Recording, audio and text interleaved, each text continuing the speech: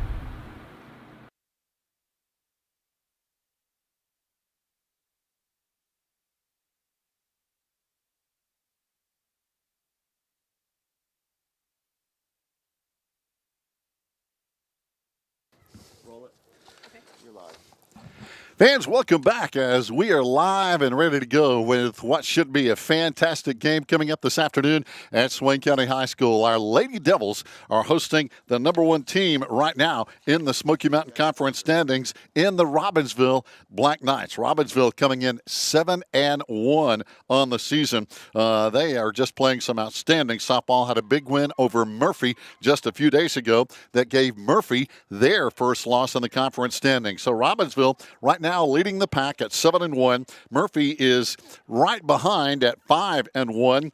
Hiawassee Dam is actually tied with us in winning percentage. Hiawassee Dam is 6-3. Our Lady Devils are 4-2. And these are the top 4 teams in the league right now. Rosman right now 3-4. Cherokee 2-3. Hayesville 2-8.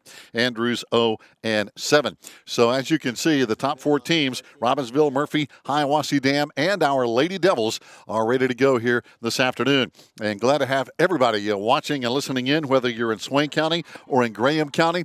I know a lot of Robbinsville fans are going to be watching and listening. Of course, Robbinsville playing football tonight as well. Want to take a moment to wish D. Walsh and his Robbinsville Black Knights good luck in the first round of the state 1A playoffs. Talking about coaches, I was talking to head coach Billy Knight of the Robbinsville softball team, and he had a good line. He said, hey, I have more coaches than D. Walsh on the football team, and he wasn't kidding.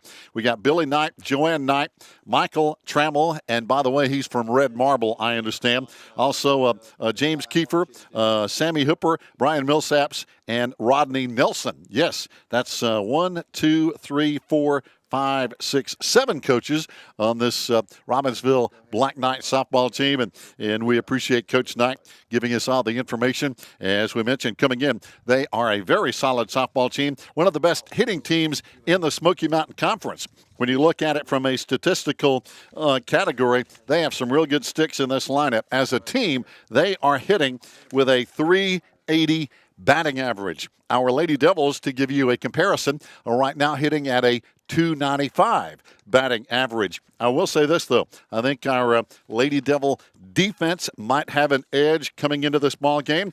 As we mentioned, Robbinsville has been really scoring a lot of runs, over 10 runs a game on the season, while giving up about 4.5 runs a game. Our Lady Devils coming in, we've played 6 games, but we have only given up 17 runs. That is less than 3 runs a game. That is outstanding defense by our Lady Devils, not only in the field, but in the pitching circle, of course, with Stacy Griggs, who is having a fantastic year. Stacy is going to be in that circle again today, hitting in the number 3 spot.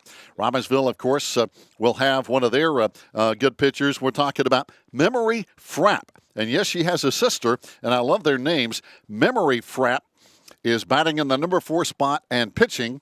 Her sister is Patience Frapp, who is playing actually down at third base and hitting in the number 8 spot. So a couple of really cool names there with Memory Frapp and Patience Frapp, the Frapp sisters for Robbinsville. As we mentioned, Robbinsville coming in, they have played 8 games this year, so they are 7-1. Only Hiawassee Dam has played more games. They are 6-3. Hayesville has played 10 games, but they're way down the list at 2-8. Here we go. Robbinsville and Zoe Schuler will lead off for the Black Knights. Wearing number 2, they're going to be in solid black this afternoon. She starts to bunt, but the pitch comes in as a strike from Stacy Griggs, the hard-throwing right-hander for our Lady Devils. On the season, again, these Robbinsville girls hit the ball very, very well. Some slap it, some are power hitters, but they get the job done. There's a second strike in. Quickly 0-2 to Zoe Schuler. Zoe, again, very good athlete for Robbinsville. Stacy looking in. Zoe, last time up, had 2 hits against our Lady Devils in that first game. That was a 5-1 win for Robbinsville. She had a couple of big hits in that game. And there's a strikeout. So 1 down quickly. So the first strikeout of the game, 1 out. And now it's going to bring up Gabby Hooper, number 22. Gabby is the starting shortstop for Robbinsville. In our last game, looking at the stats here, Gabby actually was at bat 3 times, did not get a hit in that first game against our Lady Devils. Just looking back at some of the stats since this is our second meeting. That pitch in the dirt, going to be a ball from Stacy Griggs, who is really, really playing well. As a matter of fact, on one of our last broadcasts, Stacy had an outstanding day. I think threw about a 2-hitter, and we had her on the post-game interview. And hey, we'd love to do the same here this afternoon. Pitch in. There's a foul ball out of play over toward the baseball field. No baseball going on, of course, with the NCHSAA, the High School Athletic Association. They have said the baseball is going to be starting after the softball season.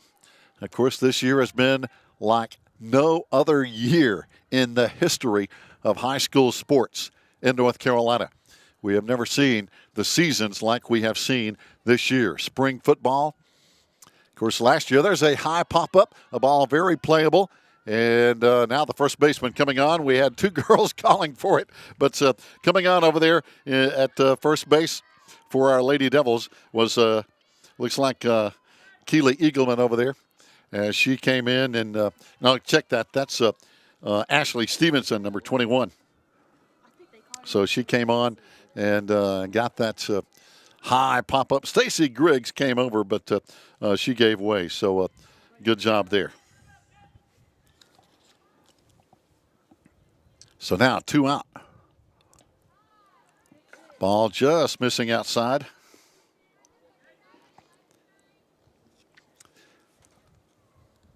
Let's see if this game turns into a pitcher's duel. I know it has the capability of being an offensive, high-scoring game as well. Despite the great pitchers, both these teams can hit the ball. So there's a pitch in the dirt, going to be for a ball. 2 out, nobody on. Here in the top of the first inning, no runs scored. As we mentioned, nobody has reached base yet. Stacy Griggs in the pitcher's circle. Our Lady Devils with maroon jerseys, white pants. Robbinsville in solid black.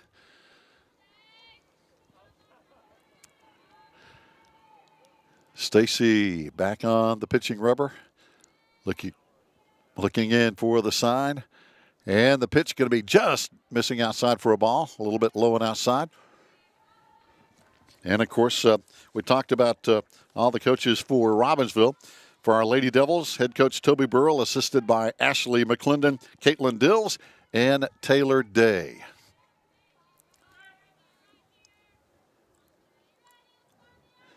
These coaches obviously doing a good job. We're so proud of our head coach, Toby Burrell, who got his 300th win. That's going to be ball 4 on the first walk of the day to Maggie Knight, hitting with 2 outs.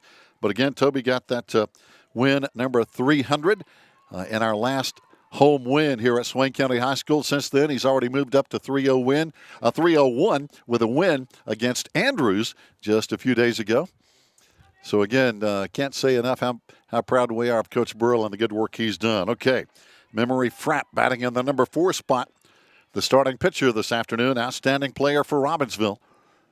Stacy Griggs with the windup and the pitch, going to be a swing and a miss. And talking about something that Robbinsville does well, we just saw that on the stolen base from first to second. That pinch runner was Brooke Turpin, number 1, and we saw why. She took off in a hurry. And this Robbinsville team steals a lot of bases. We've got to be on our toes if we're the Lady Devil defense, because Robbinsville, outstanding base running team. They will go. Now runner in scoring position at second with 2 out. The pitch fouled off right over into the baseball diamond next door. Off the bat of Memory Frapp. On deck after Memory is going to be Ivy Odom. As we mentioned, a big showdown today. And as we talked to head coach Toby Burrell just a moment ago, coming up tomorrow, it doesn't get any easier. The team right behind Robbinsville, we play Murphy tomorrow right here at Swain County High School. Then Monday, we're going to Cherokee. Here comes the windup and the pitch. Oh, just missing. Down at second base, Brooke Turpin started to go, but behind the plate, our catcher said no as she comes up ready to throw.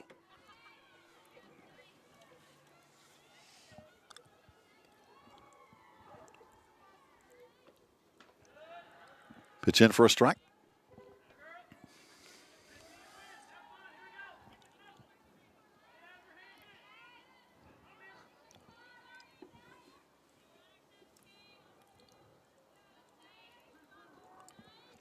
Two out, runner on second, 2-2 the count. Big pitch coming from Stacy Griggs here on a sunny Friday afternoon. Comes the windup and the throw. Going to be fouled off. Everything stays the same. 2-2 with two out. Got a lot of fans. Robbinsville brought a bunch of fans. They're over there behind home plate. And I know Coach Burl and I have talked about this many times that playing here, it's almost like playing an away game because all the opposing team's fans get in there behind home plate. Our fans get down on the left field line. They're out in center field and at various places out in left field. Here comes a shot going into high right field. It's going to be caught, and that's going to be out number 3. So a good grab out there in right field by Savannah Smith. And we go to the bottom of the first inning. Our Lady Devils, no score, one stranded by Robbinsville. We'll be back here on the Maroon Devils Network.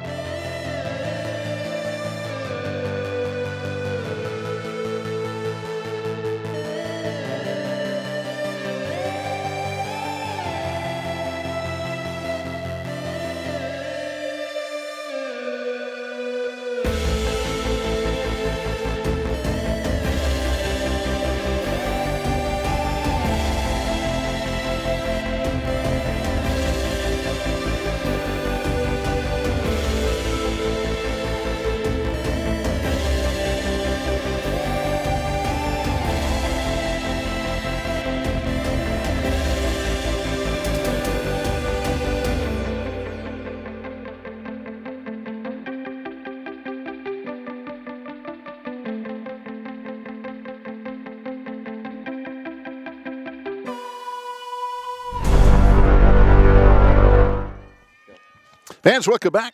We've played 1/2 inning. One runner has reached base, but no run on the scoreboard. Our Lady Devils batting here in the bottom of the first inning. Maddie Spates, Braden Taylor, Stacy Griggs hitting 1, 2, 3. And in the pitching circle is going to be Memory Frapp, number 3.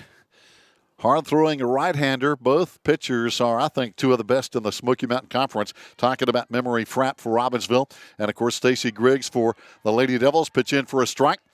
So every batter that comes to the plate today, they better get the bat off their shoulder and be ready to hit because these pitchers throw strikes. And if you're looking for an easy on base, you're probably not going to get it. As we see that go in for a ball. Again, Maddie Spates hitting now, leading off here on the bottom of the first inning with no score. Nobody on here as we're just getting underway on the bottom of the first inning. Maddie, Braden, and Stacy. 1, 2, 3. For the Lady Devils. There's a foul ball out of play. Head coach Toby Burrell over in the box at third base. Ashley McClendon down here in the coaching box at first base. Again, a lot of Maroon Devil fans on the left field line, down there on the left field line up on the bank. And we've got some deep outside the left field fence, while the Robbinsville fans are kind of congregated right behind home plate. There's a shot into left field, and it's going to be caught, though. Thought it was going to drop in for a second, but it's going to be hanging up just enough for out number 1. So one down, but that's a a good sign as both teams are getting the bat on the ball. Batting now with one down is going to be Braden Taylor.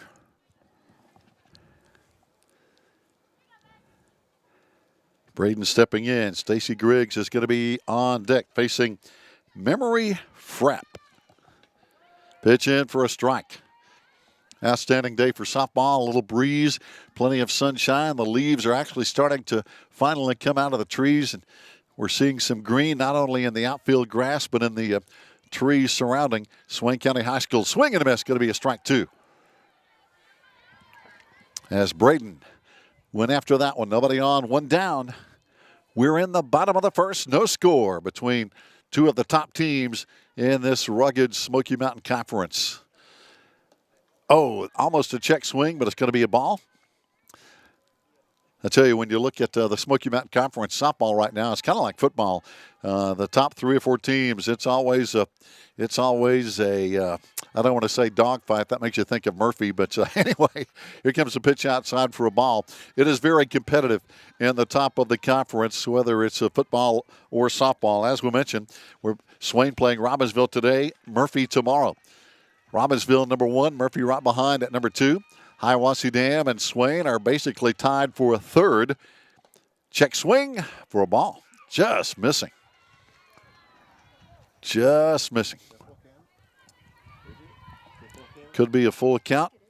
3-2 to Braden Taylor. 1 out, nobody on. Bottom of the first, no score. In case you're just tuning in. Here comes the windup and the throw. That's in for a call, third strike. So the first strikeout of the day now for Memory Frapp. Stacy Griggs hitting now with 2 out. And nobody on for the Lady Devils. Candace Crisp is going to be on deck. As I mentioned, Coach Toby Burrell talking about a very good week of practice for this Lady Devils softball team. I know Robbinsville had a good week as they knocked off Murphy and gave them their first loss of the season in a game that was actually 11-2 in the 5th inning. Murphy came on and scored 4 in the last inning to make it 11-6, but that game was not as close as the final score might have indicated, as Murphy almost lost to Robbinsville in 5 innings. Pitch high for a ball. So Robbinsville had a very convincing win over Murphy. That was Murphy's first loss, by the way. Robbinsville 1 loss, Murphy with 1 loss. Hiawassee Dam has 3 losses. Pitch in for a strike. Our Lady Devils have only 2 losses. The thing is, Hiawassee Dam is 6-3. We are 4-2, but the winning percentage is the same at .667, if you will. Probably better than saying 666. Pitch in. It's going to be a call strike. 2 strikes now on Stacy Griggs. Again, nobody on, 2 out. Which is it going to be here in the first inning? So far, it's been a pitching duel, but I just have a feeling this game could really crank out some runs before it's all over. Both teams are capable. Of course, both teams are capable of outstanding pitching as well. There's a high hopper to third base. Over to first base, it's going to be, close. Is it going to be out? Yes, very close play at first as the first baseman caught the ball and I think might have tagged Stacy before she reached the base. So that's going to be 1, 2, 3. We've played 1, no score. Stay with us on the Maroon Devils Network.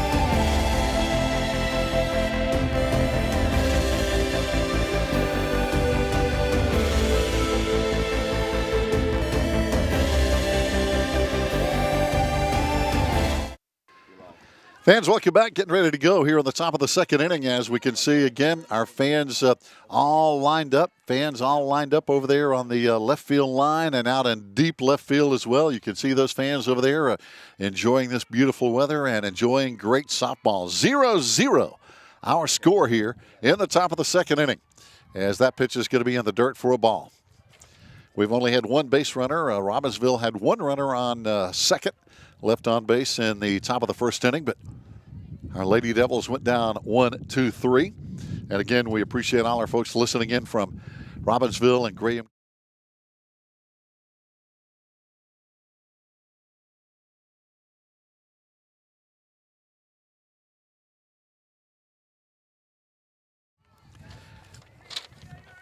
Hitting for Robbinsville is going to be Ivy.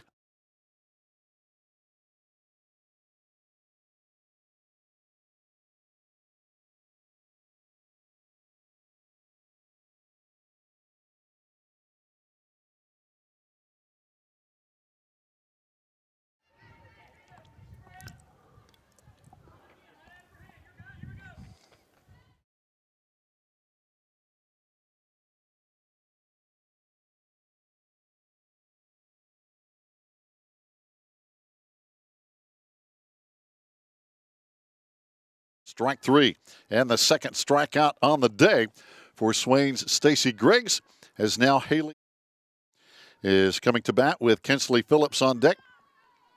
Haley is the starting right fielder for the Black Knights. Kinsley on deck is the starting center fielder. One down.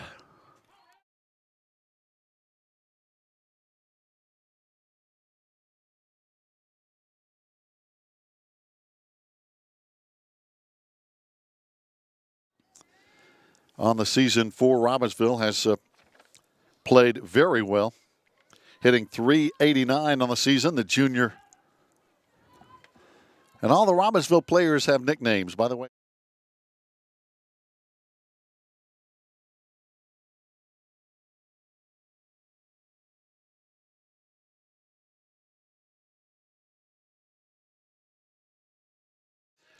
So Haley Red Anderson at the plate.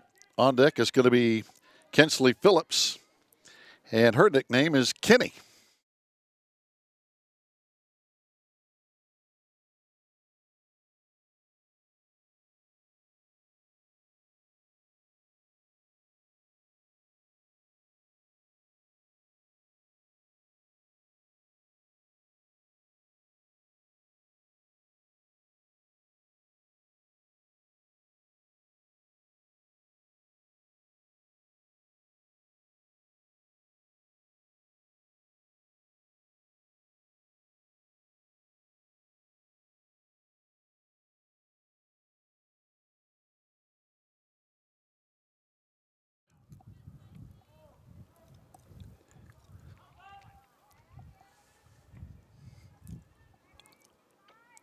Stacy back on the pitching rubber. Here we go. Pitch in, fouled off.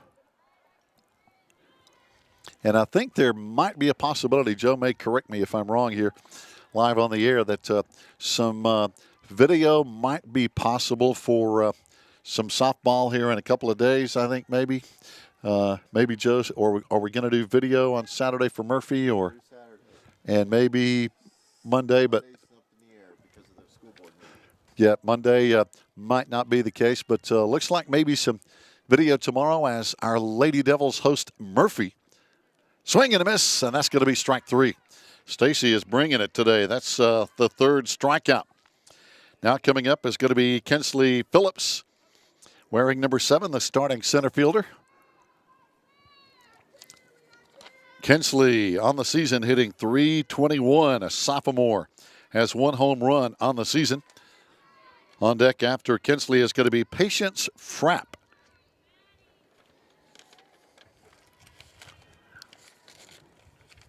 The thing about both these be a foul ball. Robbinsville has 3 seniors on the roster. And again, our Lady Devils have 4 seniors. So again, 2 very young teams with a lot of talent coming up. or coming back, I should say, next year. Of course, last year was such a disappointing season with the COVID. Nobody really got to play, but maybe a game or two, if that. The season just got stopped before it really got started. And I know that was tough for those seniors everywhere in North Carolina, not just here at Swain or Robbinsville, but all the seniors who didn't get to play out their senior season. That was just devastating. Stacy looking in with the bases empty and 2 out. Pitch in, just missing inside. Again, Kinsley Phillips at the plate for Robbinsville. Nice crowd on hand. We got fans behind us, back up here behind the press box out in right center and center field. So fans still kind of drifting in, wanting to see some good softball. There's a swing and a miss. I tell you, so far, Robbinsville has made contact twice at the plate. One a pop up to first base, the other a fly ball into right field. The other plate appearances have been 3 strikeouts and a walk. 1 base runner on the day. Of course, we're only in the top of the second. Pitch in, just missing for a ball. 3-2 now with 2 out, nobody on. As we mentioned, and we'll talk about it often, 2 outstanding pitchers here today with Stacy Griggs for Swain and for Robbinsville, Memory Frapp. They are outstanding. There's a foul ball out of play behind home plate. And they have their success, one of the big reasons why these two teams are in the top 4 in the conference.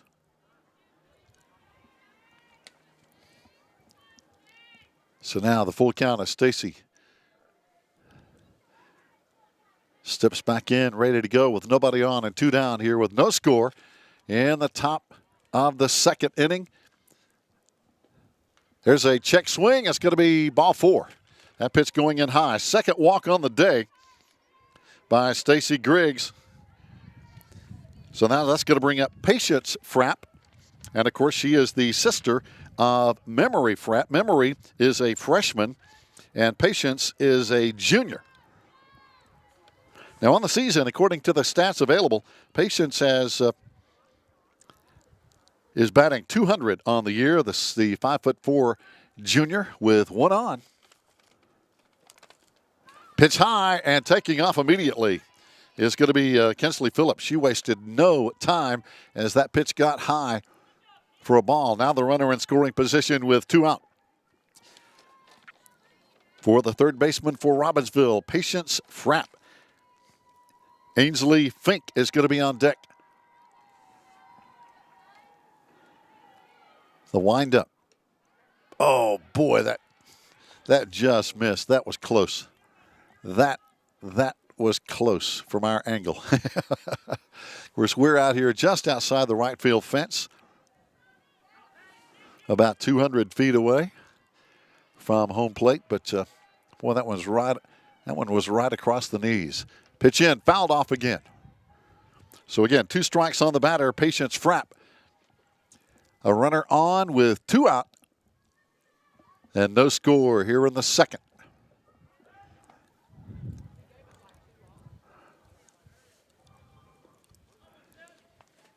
Stacy looking in, getting the sign. Robbinsville again, a runner at second base for the second time today. Swing and a miss. Oh, that's 2 strikes. Wow, I thought we had 2 strikes already, but that should make it 2. Patience steps out of the box and now steps back in with 2 out, 1 on, and 2 strikes. A hit, of course, might break open this scoreless game. The windup and the throw, ground ball, knocked down by the shortstop. There's going to be a throw at home, and it's going to be caught, and it's going to be out. Yes, indeed. Good job by the shortstop over there for the Lady Devils, as she didn't make the clean play. She stopped the ball from getting into the outfield. We're talking about Braden Taylor, but she made the good stop over there, knocked the ball down, and the runner rounded third, tried to score while Braden was on the ground. Braden made the throw to home plate and the tag. And we go to the bottom of the second, still scoreless here on the Maroon Devils Network.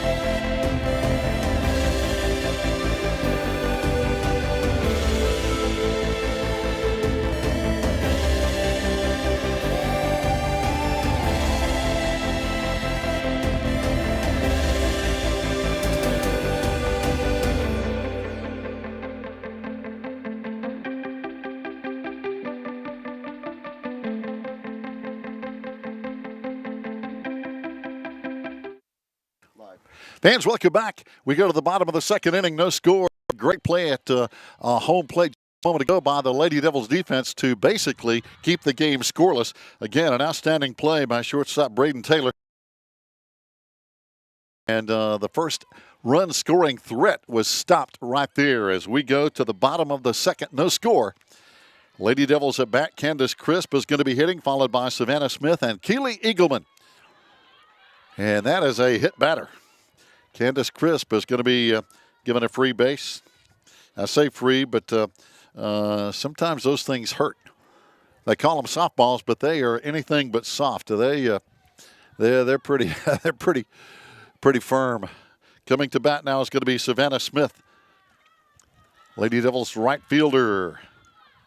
Candace Crisp is on first. This will be the first base runner of the day for the Lady Devils of Swain High. Dancing off is going to be Candace Crisp. Got to be careful.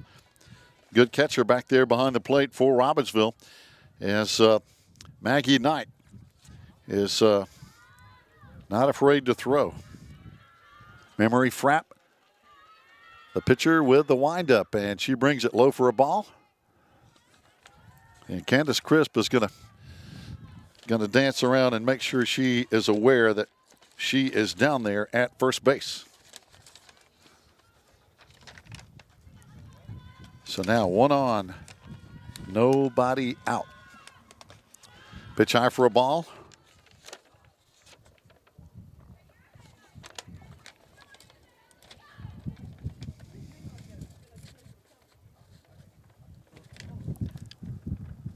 Now Toby Burrell wanting to have a word there, I believe, with Savannah. Just to be sure everybody's on the same page, so to speak.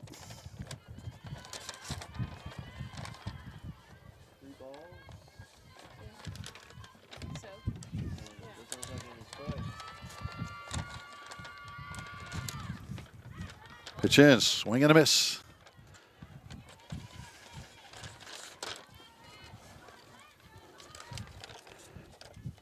Again, beautiful sunshine, as you're probably seeing a little bit, maybe some of the glare on the camera lens here this afternoon. Here comes the windup and the throw. Swing and a miss. That may run the count full.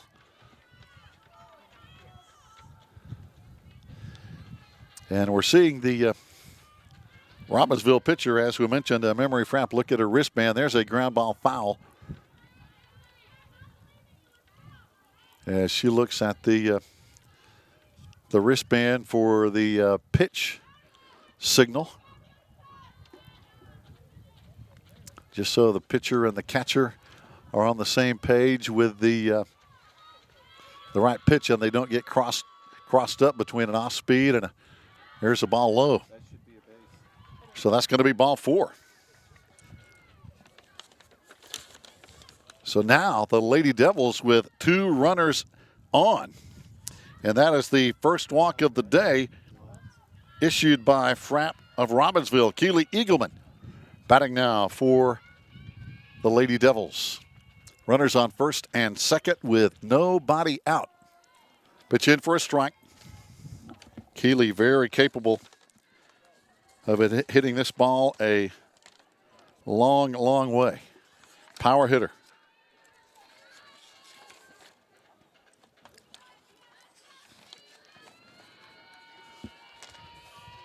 On the season, Keely hitting .471. There's a ball foul out of play.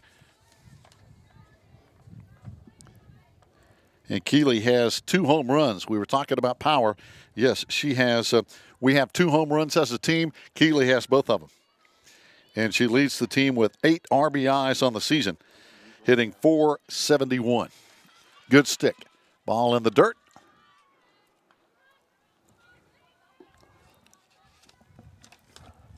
So Keely with a big bat at the plate here. Ashley Stevenson is going to be on deck.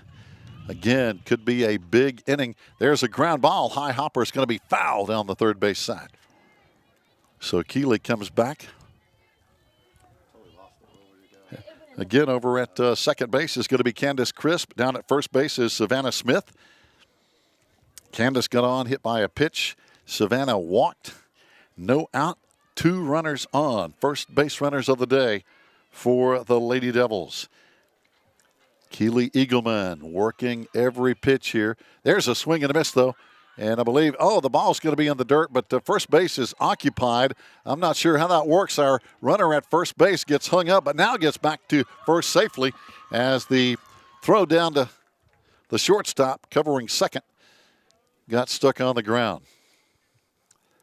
So I'm not sure. I didn't think the base runner could run if first base was occupied. But again, that third strike was dropped. So Ashley Stevenson hitting now. Ashley, the Lady Devil first baseman. 1 out, but now runners on first and third. As during all that, the runners took out there as a foul ball out of play over on the left field side behind the Lady Devils dugout. As we mentioned, Swain High hosting Murphy tomorrow. Talk about a tough 2-day stretch. Robbinsville today, Murphy tomorrow. They're the teams with only 1 loss leading the Smoky Mountain Conference, just ahead of Swain and Hiawassee Dam. Those are your top 4 teams in the league. Hiawassee Dam with 3 losses, but they have played more games. Swain with 2 losses.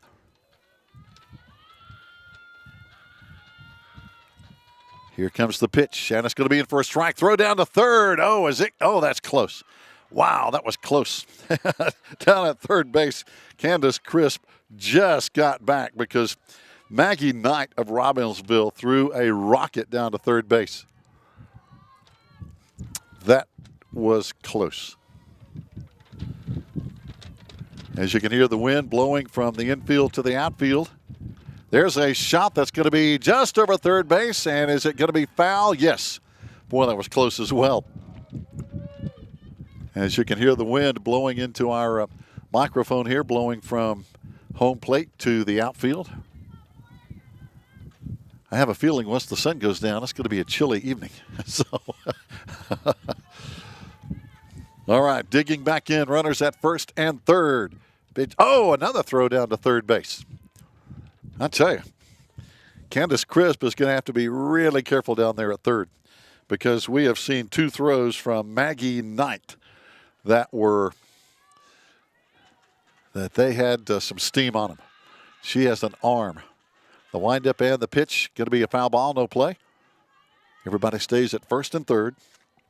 1 out. Swain dodged a bullet just a moment ago with that runner between first and second.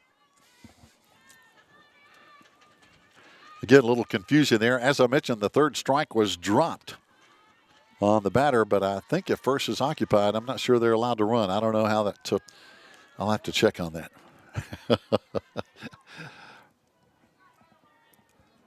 I want to give a shout out to Sharon Burrell, who is still down on the Piedmont taking good care of her mom. And we hope, Sharon, you and your mom are both doing great. There's a ground ball in play to second base. Tag the runner over to first. Double play. Bang, bang. And that's 3 outs. So that run coming in from third, I don't believe is going to count. And so we have played 2. Again, that double play kind of muffled the run possibility from third base. And we have played 2, but things are already getting exciting. We'll be back. It's still 0-0 here on the Maroon Devils Network.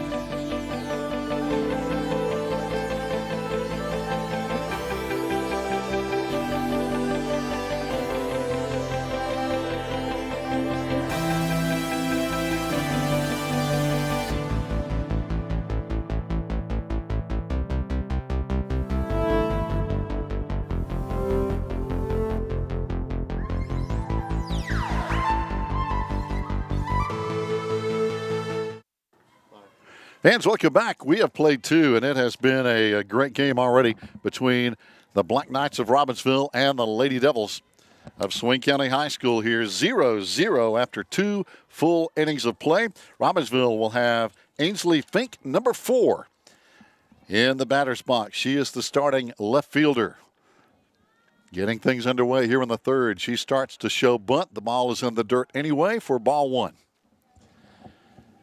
But again, a big play by the second baseman for Robbinsville. Zoe Schuler had a ground ball hit to her. She made a good play, tagged the runner, threw on over to first base for a bang-bang double play, and that nullifies the run that scored for Swain from third base. So we're still tied at 0. There's another attempted slap hit. That was going to be a foul. I was looking over at the scoreboard just to be sure I was right in making that assumption, and it agrees that we have no run. 0-0 the score as we're in the top of the third inning. Glad to have you listening and watching in here on the Maroon Devils Network, whether you're from Swain County or Graham County or points near and far.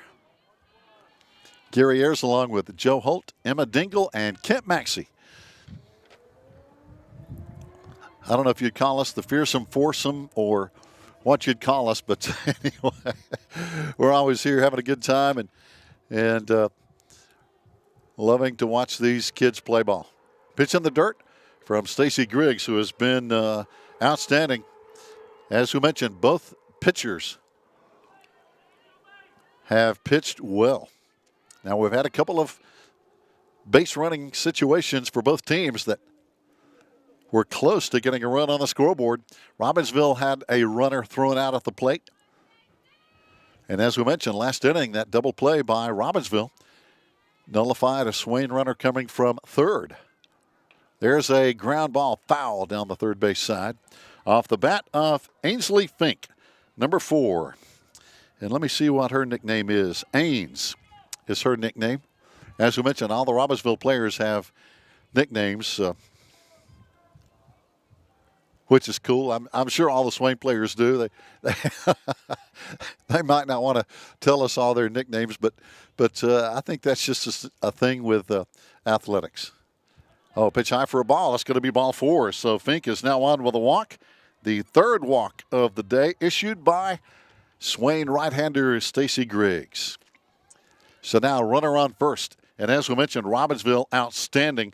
They're one of the best base stealing teams in the league with 28 stolen bases coming into this game here this afternoon. They are very good on the bases. Strong team, Robbinsville, hitting .380. 7 home runs on the year. There's a pitch low in the dirt, and the runner takes off immediately down at second. That is, I think, their 30th stolen base. They now have 2 on the day here. And that is huge when you're getting a runner in scoring position where a base hit can break open a scoreless game. Zoe Schuler at the plate. Struck out her first time. Zoe's nickname is Z. The windup and the pitch going to be high. On deck is going to be Gabby Hooper. And Gabby's nickname is Gabs for Robbinsville. Again, we appreciate all the good information from the coaching staff for Robbinsville. Billy Knight, Joanne Knight, Michael Trammell from Greater Red Marble, James Kiefer, Sammy Hooper, Brian Millsaps, and Rodney Nelson. Here's a swing and a miss.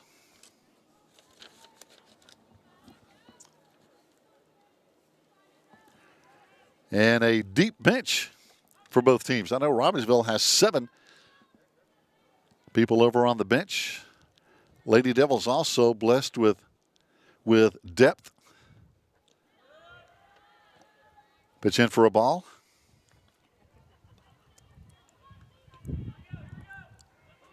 And when injury strikes, having depth is so important, as we were talking about that with head coach Toby Burrell in the pregame show.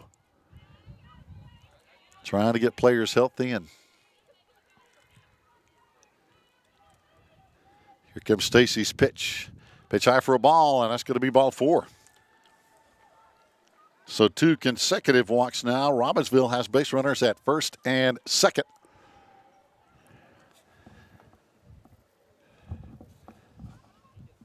And all the girls coming out to kind of give Stacy a little bit of encouragement that, hey, everything's okay. Let's just get them out. That is the key.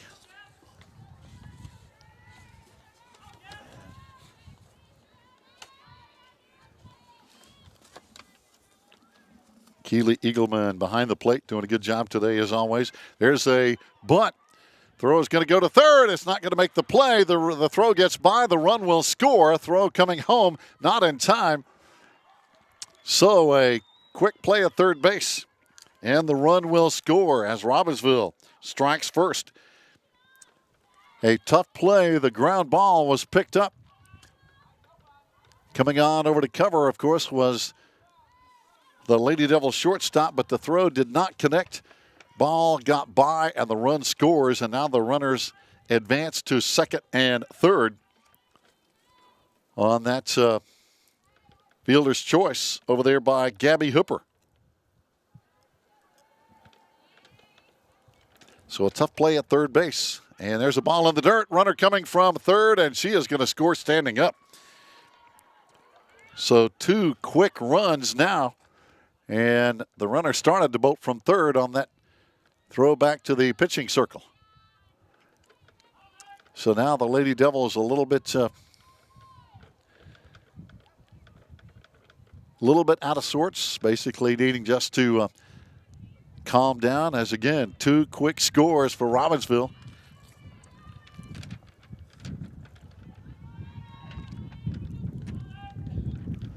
Here comes the pitch. Going to be just across the knees for a strike from Stacy Griggs, getting the strike in there after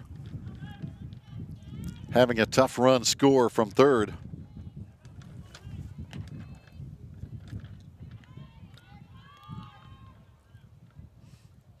So now Robbinsville up 2-0 with a runner on third base. There's a shot right over shortstop, and it's going to be in there for a hit, and the third run will score for Robbinsville. A big hit off the bat of Maggie Knight, and a big RBI.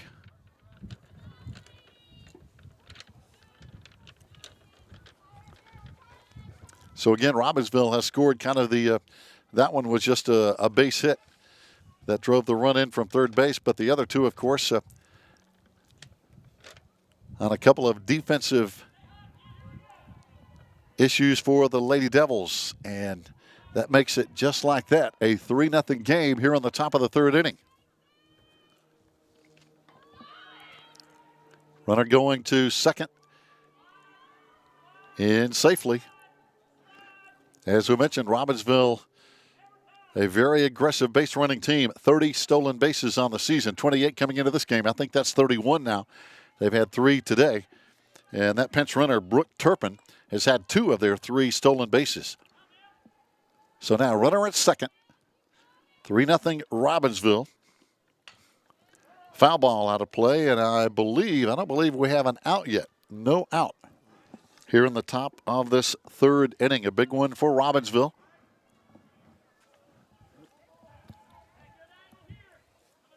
And as we mentioned, this is a big game for both teams.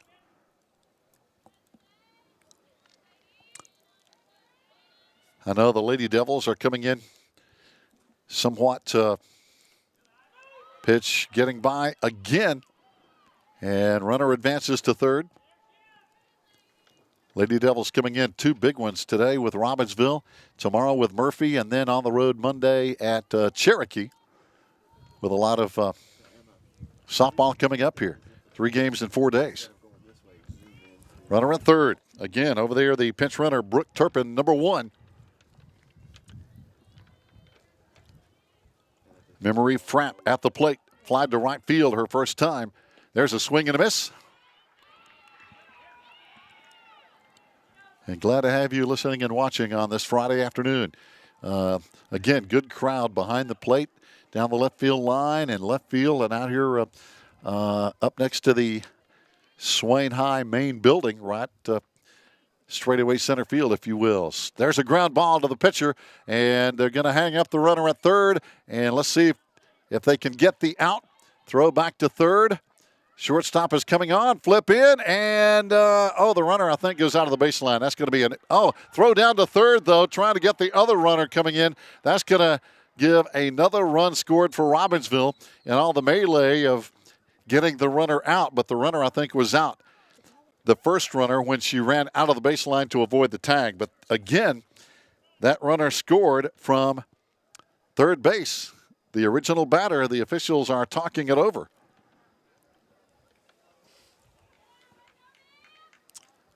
But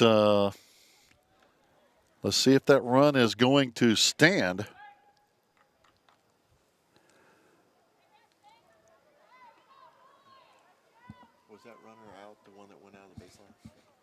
So there's 1 out. They got the original runner hung up because she ran way out of the baseline to avoid the tag. Automatically, she was out. But when the throw came to third with that advancing runner, the throw got by, and that scored run number 4 here for Robbinsville. Some throwing situations here have really cost the Lady Devils defensively here. 4-0 ball game here. Pitch in for a strike. Stacy Griggs trying to settle in at the plate now for Robbinsville. Looks like Ivy Odom, who struck out last time. Ivy, the first baseman for the Black Knights, and they're solid black with white numbers and white trim. There's a foul ball and no play.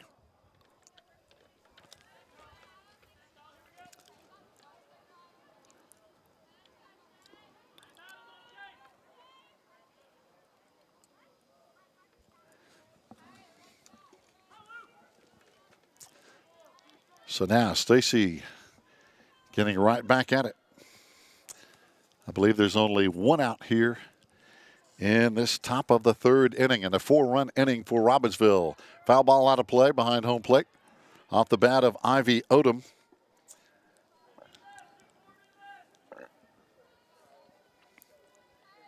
Ivy on the season for Robbinsville, again, hitting .259, the junior. But again, 3 seniors for Robbinsville, 4 for Swain. So a lot of folks coming back next year, which is always good for the coaches and the team. Pitch in for a ball.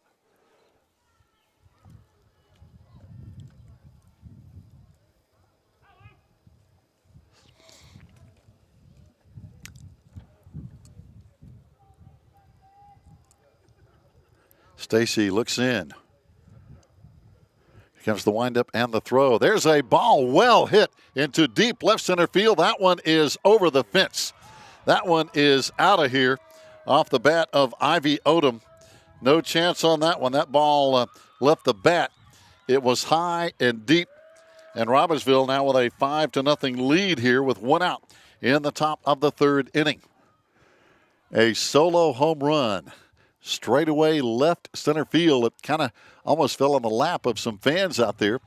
Kind of to the left of a big light pole on the Smoky Mountain Conference championship banners that the Lady Devils are so proud of, with so many conference championships over the years, leading to 301 wins for head coach Toby Burrell in this program. And Coach Burrell is always so humble and talking about how the players really deserve all the credit. But hey, there's a lot of coaching involved when you're winning 300 ball games. And the players change from year to year to year. Swing and a miss. At the plate now for Robbinsville is going to be Haley Anderson, who struck out last time. 1 down.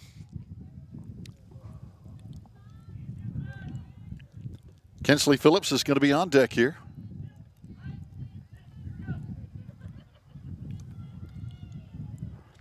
So a scoreless game has really kind of blown open here on the top of the third inning with some tough defensive plays and some really aggressive base running by Robbinsville. Swing and a miss for a strike.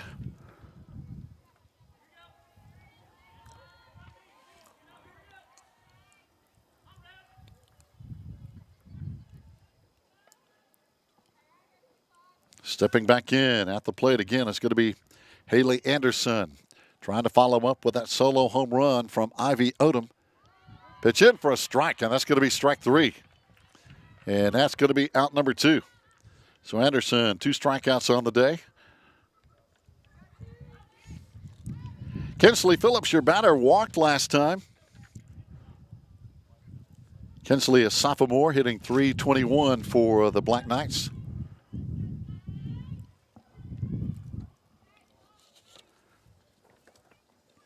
As we mentioned, Robbinsville, a good hitting team, hitting .380. That's their team batting average. There's a high fly. Could be trouble looking into the sun, but coming on. Good play out there in right field for Savannah Smith for out number 3. So, Robbinsville getting it done top of the third with 5 runs, some of those unearned, obviously. We go to the bottom of the third with the score, Robbinsville 5, Swain 0. We'll be back on the Maroon Devils Network.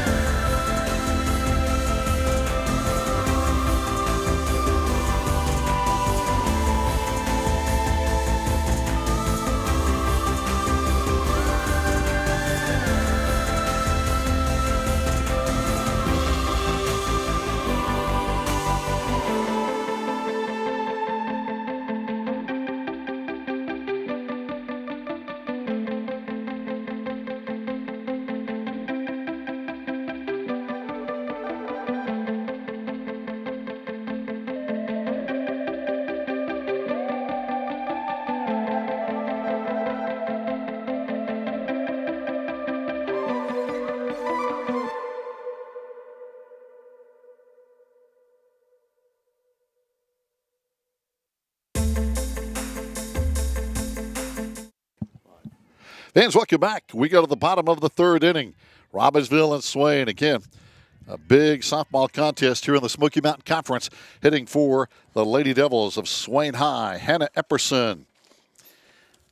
The designated player this afternoon on deck is going to be, looks like Kay Johnson. The Lady Devils center fielder is going to be on deck. Pitch high for a ball. Again, Robbinsville, 5 big runs there in the top of the third inning. And I'm no official statistician, but I would say 3, maybe even 4 of those runs maybe unearned. Just had some defensive miscues that kind of went wrong. And now let's see if the Lady Devils can answer back here. Got to get people in scoring position and take it from there. Nice breeze, as you can hear, probably the breeze blowing here on this Friday afternoon. There's a foul ball down the first base side, no play.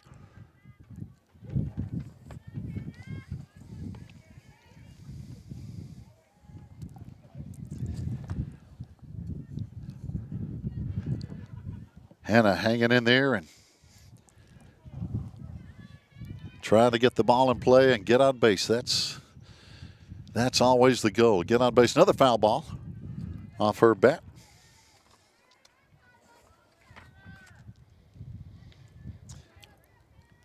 As I mentioned, Kay Johnson on deck, the center fielder.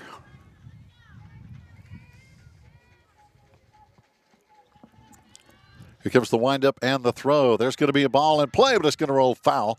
It hit inside fair territory, but had that spin on it and spun into foul territory down the first base line as Hannah will come back and try it again. Hannah, one of the 5 seniors on this, or one of the 4 seniors on this Lady Devil softball team. 4 for Swain, 3 for Robbinsville. 7 seniors combined on the 2 teams. A lot of folks will be back next year. For Robbinsville, the seniors are Maggie Knight, Gabby Hooper, and Sydney Farley. Here comes the windup and the pitch. Going to be in for a ball. For the Lady Devils, the seniors are Keely Eagleman, Ashley Stevenson, Hannah Epperson, and Stacy Griggs. Boy, those are some good seniors. Going to be some big shoes to fill next year. There's a foul ball again. Hannah hanging in there.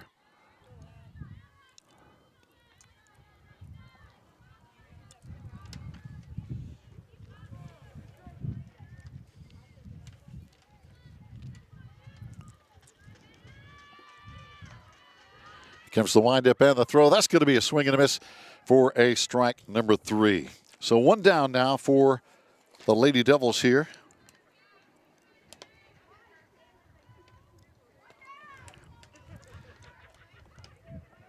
Kay Johnson batting now.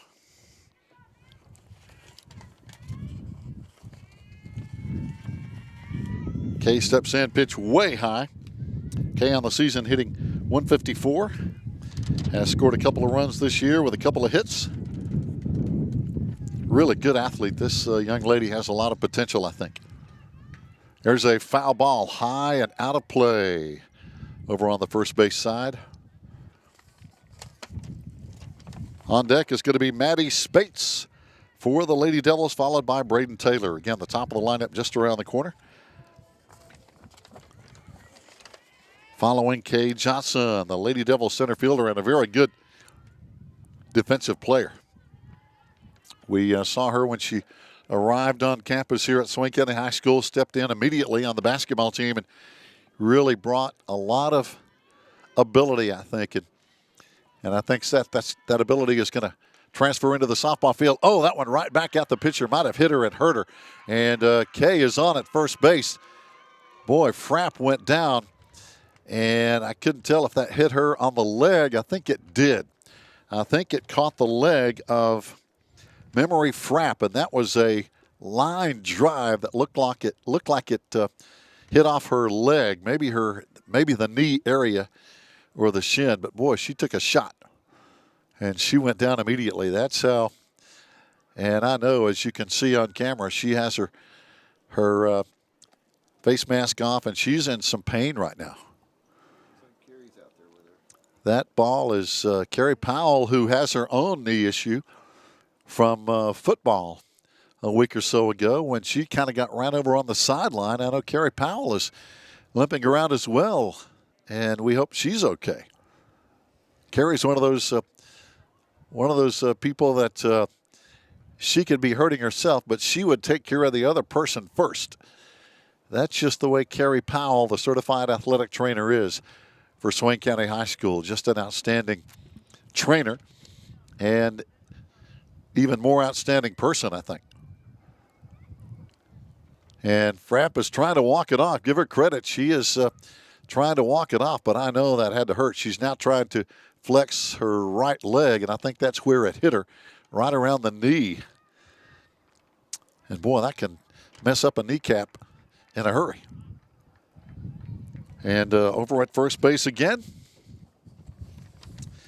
is going to be Kay Johnson.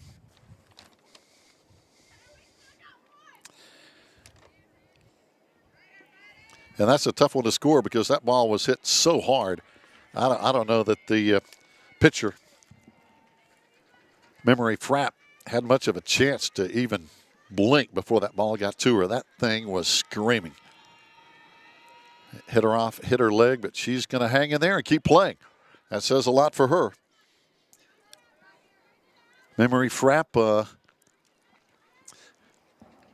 is only a freshman. What a player she is. 2 home runs on the year. 5'8" freshman hitting .690. She is the team's leading hitter as a freshman. There's a ball well hit. Deep left field. It's going to hang up, and it's going to be caught right up almost against the fence. A ball that was really well hit, but it just hung up just a little too long off the bat of Maddie Spates. That is the second one she has hit to left field today. So she has hit the ball well twice, but unfortunately, the left fielder out there, Ainsley Fink, able to pull it in for the out. 1 down. Foul ball off the bat this time of Braden Taylor. The Swain shortstop. Braden struck out last time. But both teams were starting to get the ball in play after 2 scoreless innings in the first and second. 0-0 after 2. There's a swing and a miss. Kay jumps back over to first base. One thing about Kay, if that ball is in play, she can go very quick.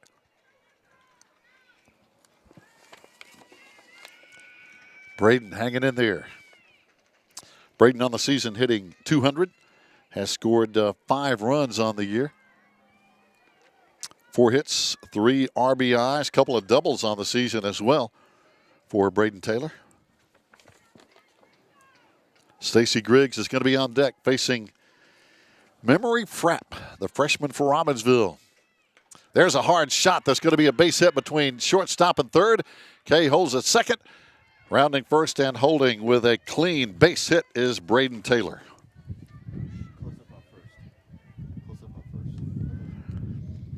And that is one of the I'm not sure. Again, I'm not the official scorer. But in my limited ability, I would say that is the first clean hit for Swain County High School today. Pitch in for a ball. Now base runners on first and second for the Lady Devils. 2 outs now. 2 outs, but again, 2 runners on, 5-0 ball game, bottom of the third. Comes the windup on the throw, swing and a miss. Hanging in there is going to be Stacy Griggs. Stacy grounded to third base last time.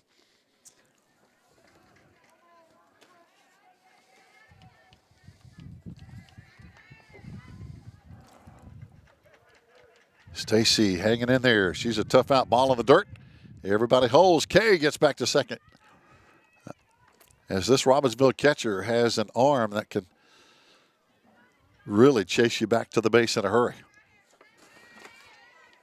Talking about Maggie Knight. She can gun it. Gives the windup and the pitch going to be outside for a ball. Runner saying tied at first and second with 2 out. 5-0 Robbinsville lead. Bottom of the third. Last time these teams met, it was a 5-1 ball game. Still a long way to go in this one, though. Pitch low for a ball, and that's going to load the bases. That will load the bases for the Lady Devils. A golden opportunity here. As getting on is going to be Stacy Griggs with a walk now. Candace Crisp was hit by a pitch last time up. Now it's going to be Amelia Clough coming on to base run for the Lady Devils. Pinch runner at first base. Amelia in there. So now the bases are loaded.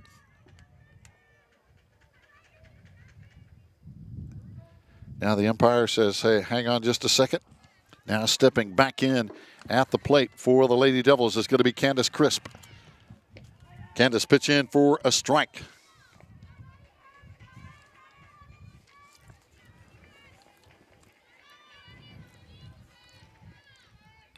Can the Lady Devils break this 0 on the scoreboard? A base hit here would do just that. There's a foul ball. So 2 strikes now with 2 out. Bases loaded.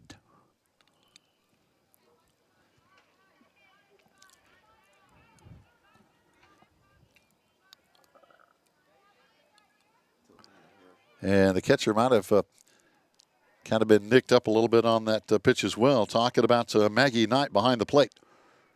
But she gets back in position. Boy, Memory Frapp, the pitcher, really took a shot a moment ago. But glad to see she's okay. We don't want to see these young players injured. Pitch in, just missing for a ball.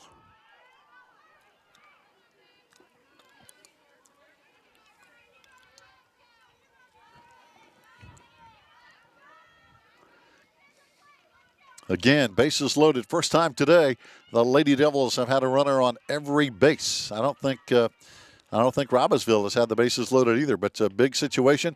There's a check swing, and it's going to be a strike 3, and it's going to be out 3. So the Lady Devils, tough one. 3 left on base as we have played 3 innings. As we go to the top of the 4th, it's Robbinsville 5, Swain 0. We'll be back on the Maroon Devils Network.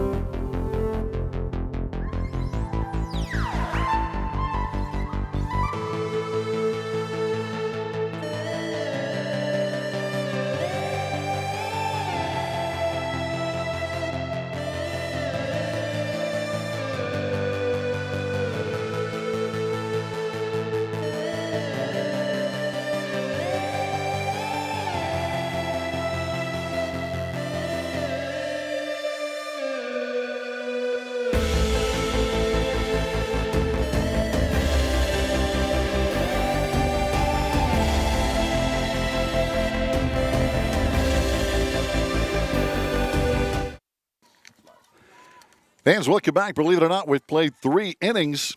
An outstanding game going on here. Robbinsville right now has the edge, 5-0 as we go to the top of the 4th inning. And it's going to be Patience Frapp, the sister of Memory Frapp. That's right, the 2 Frapp sisters for Robbinsville. Patience got on with a base hit last time. And we haven't actually seen a lot of true clean hits on the day.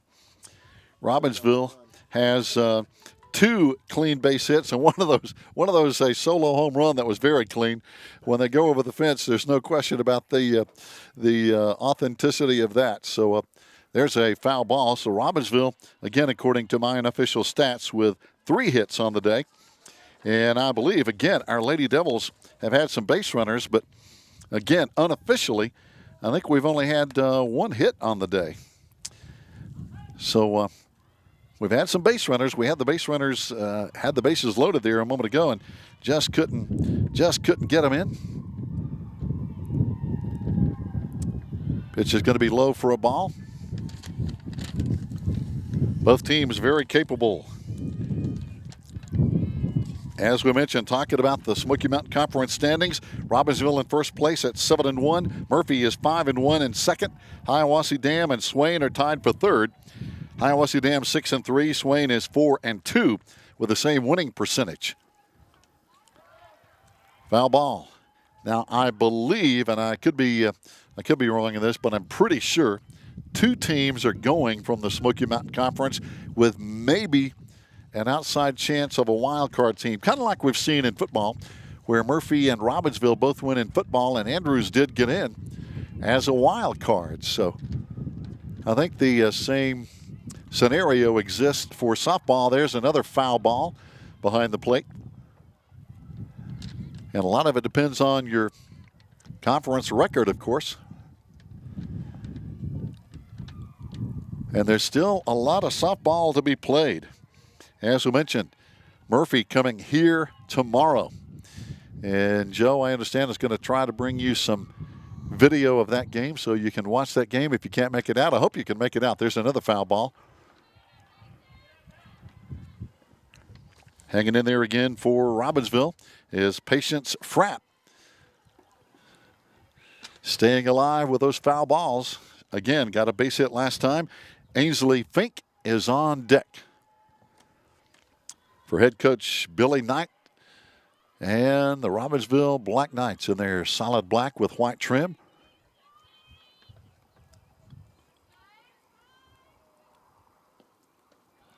Pitch just missing for a ball off the right arm of Stacy Griggs. So as we mentioned, the Lady Devils will be hosting Murphy here tomorrow. They're going to be on the road Monday at Cherokee.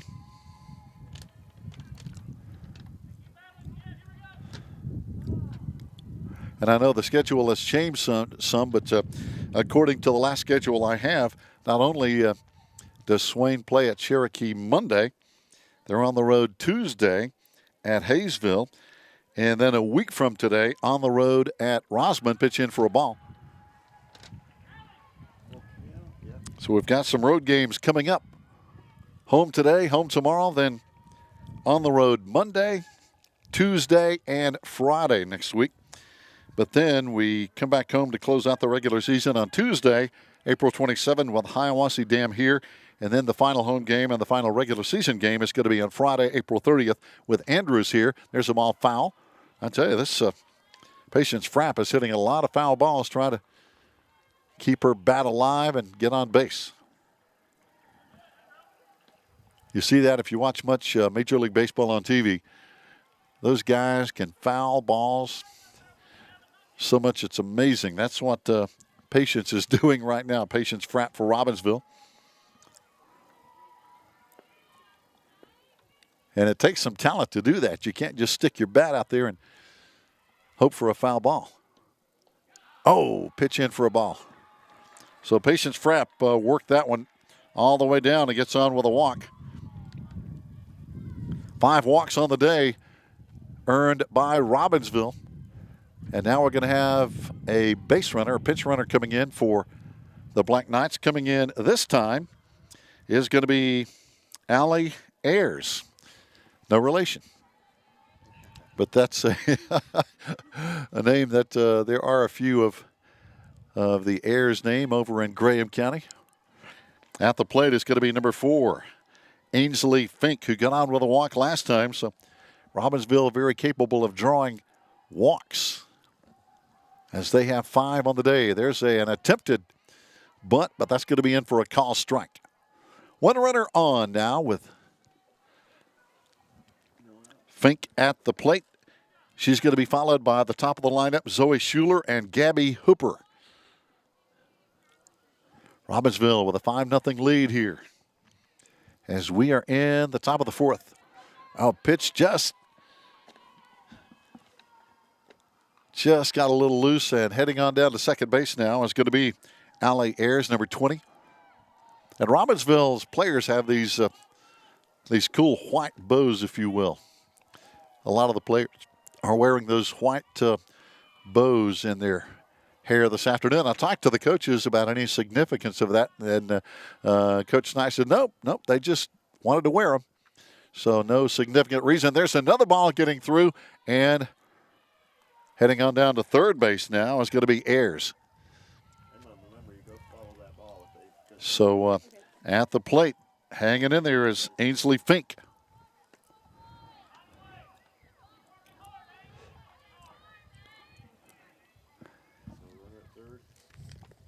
So nobody out. Runner at third base.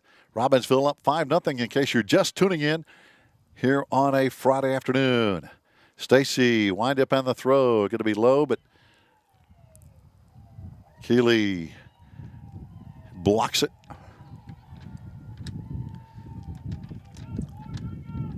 Again, runner at third, no out.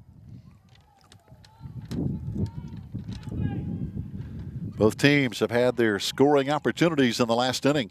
Lady Devils had the bases loaded last inning. There's another pitch low. It's going to be ball 4. So now on at first base, and now taking on off down to second because the runner at third started to go, so you got to be aware of that. And now Fink is down at second base.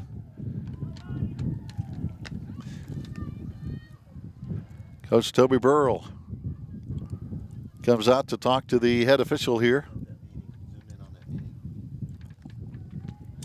On deck is going to be Zoe Schuler. Well, coming up to bat is going to be Zoe, followed by Gabby Hooper.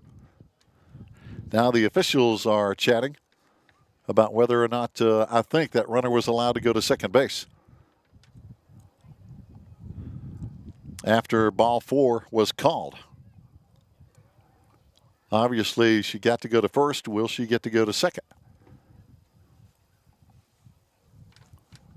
And the officials are talking that over.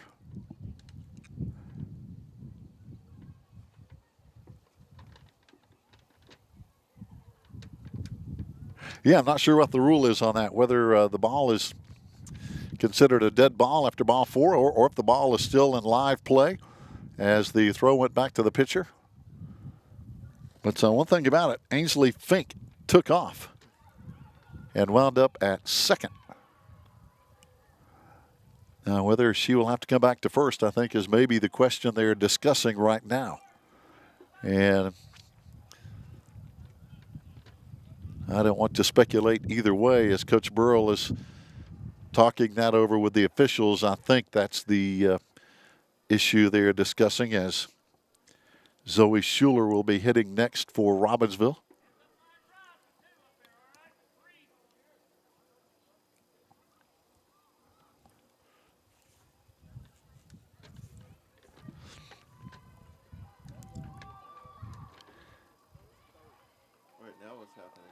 Now there is. Oh, they say she's out. Third base runner's out. That's what they call third base runners out. Wow. I don't know why. I don't know what transpired on the field, fans, but it appears the Robbinsville base runner at third has been called out. She has left the field of play, and there's no pinch runner coming in. So. And there was an out placed on the scoreboard. Of course, they're down there behind home plate. The folks running the scoreboard, they know what the call was. But that is interesting. Not sure what that was about. There's a foul ball off the bat of Zoe Schuler, who has struck out and walked in 2 times. Zoe on the season hitting .542, a freshman. And she is a player. She has scored 16 runs, hit a home run, and stolen 7 bases. Again, some outstanding freshmen we're seeing here on this field this afternoon. The windup by Stacy, pitch low again. Runner takes off and winds up down at third base. Again, that is Ainsley Fink down at third now with 1 down. And the score remains Robbinsville 5, Swain 0. As we're in the top of the 4th inning, we're just almost halfway gone in the scheduled 7-inning contest.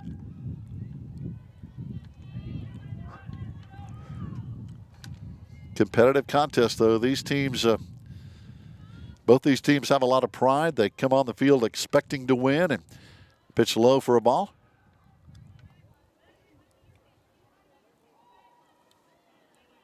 And that's why these two teams are still battling it out for the conference championship. As we mentioned, Robbinsville 7-1, Murphy behind them at 5-1. Hiawassee Dam with 3 losses, Swain with 2 losses. Those are your top 4 teams.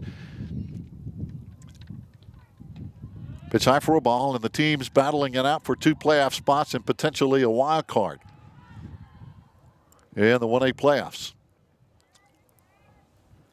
And before you know it, baseball is going to be starting up. And I believe wrestling starts the same time as baseball. The windup and the throw, swing and a miss. Runner at third, holding tight. Count goes full, 1 out, 5-0 Robbinsville lead. Top of the 4th with, again, 1 runner on third. Zoe Schuler, the leadoff batter for Robbinsville. On deck is going to be Gabby Hooper. Again, not a whole lot of hitting today. That's going to be ball 4. So that is the second walk today that Zoe Schuler has been able to come up with. And now it's going to be Gabby Hooper, who has popped up to first base and hit into a fielder's choice in 2 times. Now runners on the corners, and you know Zoe Schuler is going to take off here very soon in this plate appearance by Gabby, because with second base open, it's almost a given, and there she goes. No throw with that runner at third. So now runners at second and third, 1 down.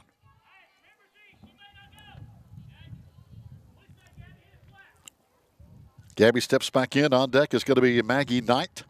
So we got Zoe, Gabby, and Maggie hitting 1, 2, 3 for Robbinsville. There's a high pop-up out of play behind home plate.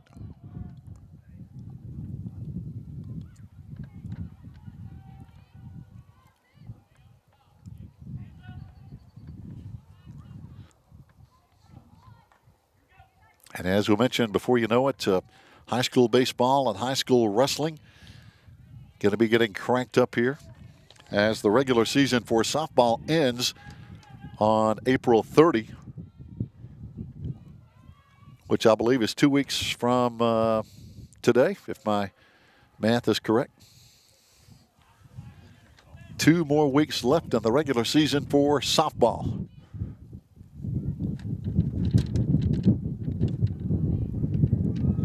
And the sun is continuing to set over behind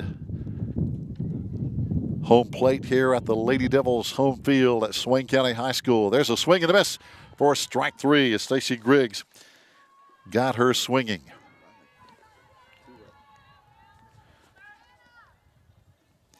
Maggie Knight batting now. Maggie in 2 times has walked and also had a big single that resulted in an RBI. And going to walk her. And that's probably not a bad idea. Maggie Knight on the season is hitting .647.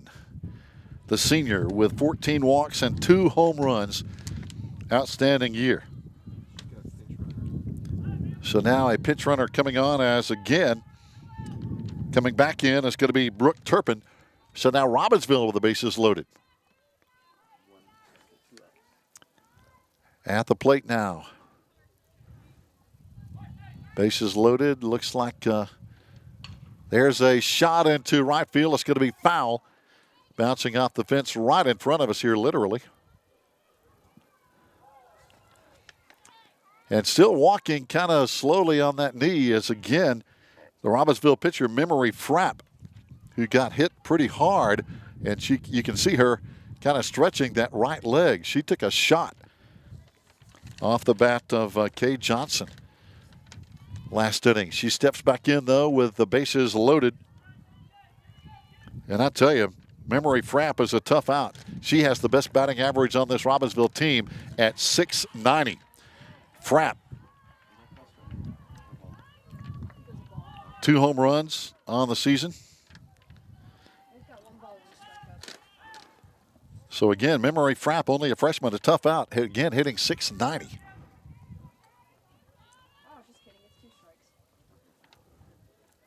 Stacy trying to get just the right pitch. Oh, and that's going to be strike 3, and that's a huge out for Stacy Griggs and the Lady Devils as Robbinsville leaves the bases loaded just as Swain did. Back-to-back, 3 left on base. We go to the bottom of the 4th. Robbinsville 5, Swain 0. Back in a moment.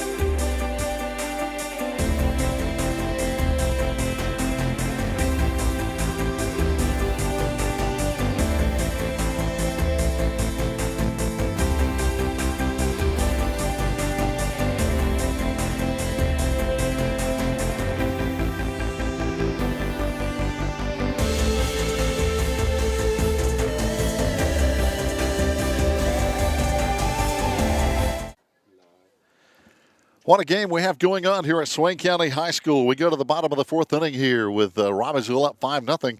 Both teams, a lot of drama here. In their last at-bats, both teams left the bases loaded. And there's a strike in from Frapp as Swain County High School is back at the plate here as we go to the bottom of the 4th inning. Again, a lot of drama, a lot of activity, a lot of excitement so far in the ball game. There's a shot just fouled on the third base side off the bat of Savannah Smith. Savannah got on with a walk last time. It's going to be Savannah Smith, Keely Eagleman, Ashley Stevenson hitting for the Lady Devils here in the bottom of the 4th inning. Again, there have been several base runners for each team, but not a whole lot of just solid hits, if you will. Pitch in, call, third strike. Boy, a tough break for the Lady Devils there as going down with a strikeout is going to be Savannah Smith. Keely Eagleman struck out last time. The Lady Devils catcher who has 2 home runs on the year. Nobody on, 1 down. Pitch in for a ball. Again, a lot of fans on hand here this afternoon. Just kind of cool enough for a jacket, if you will. Pitch high for a ball. But a good day for softball and 2 good teams. Glad to be on the Maroon Devils Network here, bringing you all the action here on a Friday afternoon. Swain hosts Murphy tomorrow. There's a foul ball. Oh, just outside the glove of the catcher and the first baseman, both going after that one. So the Lady Devils, again, basically 4 games in 5 days, if my schedule is correct. Robbinsville today, Murphy tomorrow, Sunday off, then at Cherokee Monday, and then Tuesday at Hayesville. So 4 games in 5 days. Coming down the last 2 weeks of the season, if you will. Season winds up on Friday, April 30th. Swain will have Andrews here at home. Pitch in the dirt for a ball. That's going to be ball 4. So on is going to be Keely Eagleman now as the Lady Devils have a base runner with Ashley Stevenson coming to the plate. And coming in, got a pinch runner for the Lady Devils down at first base now. Coming in, looks like it's going to be Kirsten Smith. Yes. Number 13, one of the sophomores on this Swain High team, and it is a big sophomore class. 10 sophomores for the Lady Devils. The pitch and a strike. Again, Ashley Stevenson, the Lady Devil first baseman at the plate. 1 on, 1 out. Bottom of the 4th inning. 5-0 Robbinsville the score. Pitch in for a ball from Frapp, who has a great career going for Robbinsville, a freshman.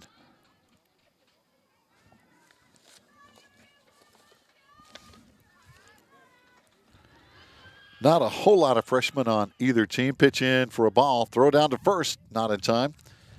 Lady Devils have 1 freshman on the roster. Robbinsville with 1, 2, 3, looks like 3 freshmen on their roster. But, boy, a couple of them are really tough. Memory Frapp and Zoe Schuler for Robbinsville.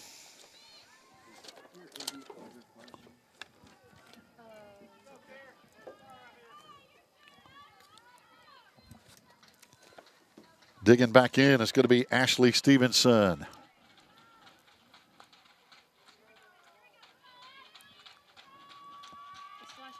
Wind up and the throw. There's a ground ball up the middle, and it's going to be getting through. Good base hit. Runners advance. Everybody's safe. So a big base hit for Ashley Stevenson. And again, according to my unofficial stats, only our 2nd true base hit of the day, I believe. But a big one by Ashley. Runners now at 1st and 2nd. Kirsten Smith on as a pinch runner at 2nd base. And now coming up is going to be Hannah Epperson at the plate. Hannah struck out last time. Kay Johnson on deck. Lady Devils trying to crack this goose egg on the scoreboard. It's 5-0 Robbinsville, bottom of the 4th. Frapp has been tough in the circle for Robbinsville today. Give credit where credit is due. Pitch in for a strike. I think both pitchers have pitched very well. The big difference in the ball game has been some base running and a couple of throwing miscues, and that has made a huge difference in this game. There's another shot that's going to be dropping in for a base hit. Ball is going to be handled cleanly. Throw coming into first base, so everybody will hold, but back-to-back base hits. Ashley Stevenson and Hannah Epperson. 2 hits in a row for the first time today for Swain County High School. Bases are loaded, and Kay Johnson is going to be the hitter. Robbinsville and Coach Knight wanting to talk things over. Swain with the bases loaded for the 2nd inning in a row.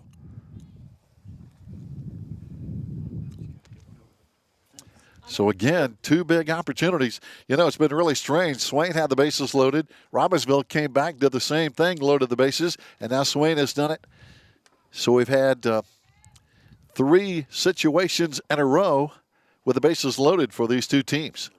Got another pitch runner coming in. Now coming in for Ashley is going to be number 17, and that's going to be Bree Wesley, one of our sophomores. So bases are loaded. Hannah Epperson will stay in and run for herself down at first base. Bases loaded. And I believe right now 1 out. Pitch in for a strike to Kay Johnson, who got on, and I hate to call it this with an error, but the ball was hit off the pitcher's leg. And Memory Frapp took a real hard shot. Was shaken up there, but is hanging in there. There's a swing and a miss for strike 2. On deck is going to be the top of the order and Maddie Spates. 1 down, bases loaded. 5-0 Robbinsville lead here. Here's the pitch. Swing and a miss for strike 3. Pitch, throw down to third, gets through. Will Swain score? Getting up after falling down. Throw coming into home is going to be high, and the run will count as Kirsten Smith, diving back in, got up, took off, and scored. First run of the day here for Swain High. 5-1 ball game. And the other 2 runners obviously advance now with 2 out runners at second and third. And the top of the lineup, and Maddie Spates. Maddie, in 2 times, has struck out and got a single. So far on the day, unofficially, again, Swain High with 3 hits on the day.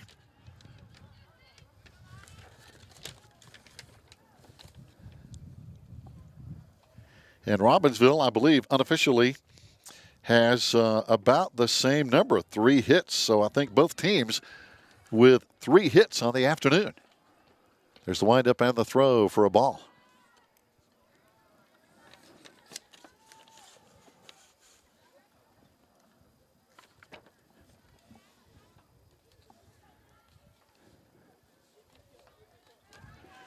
One big difference in stats. The hits are about even. Robbinsville has 8 walks. Swain County High School has 3 on the afternoon. So that has been a key stat in this contest. Getting runners on base. Frapp back on the rubber with the windup and the throw. Pitch in, ball.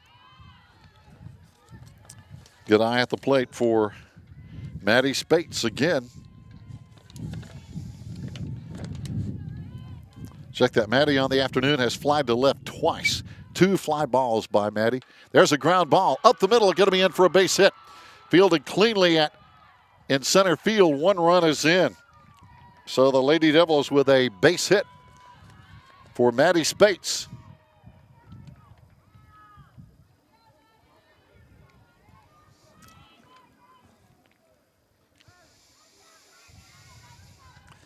Big inning here for the Lady Devils.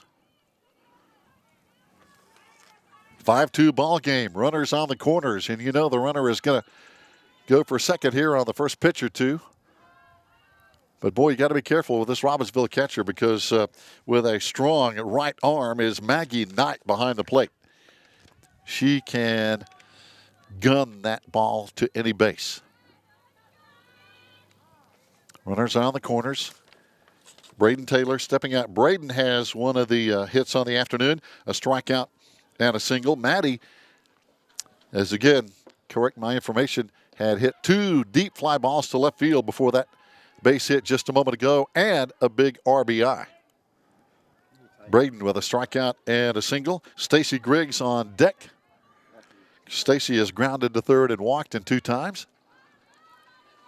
And again, a big opportunity here with runners on the corners. The pitch in. Oh, that's going to be strike 3.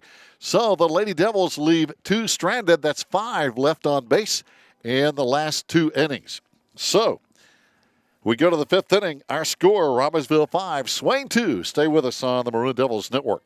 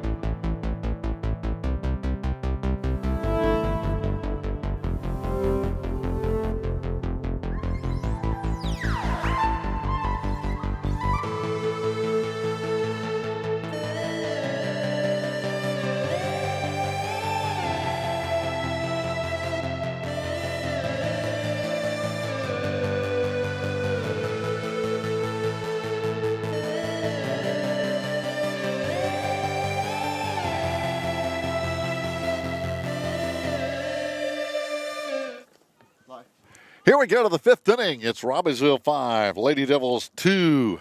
As again, it's been a lot of drama here this afternoon. There's a shot that's going to be going into the outfield, possibly a double, and getting into second base, sliding head first is going to be Ivy Odom. Sorry, what's wrong?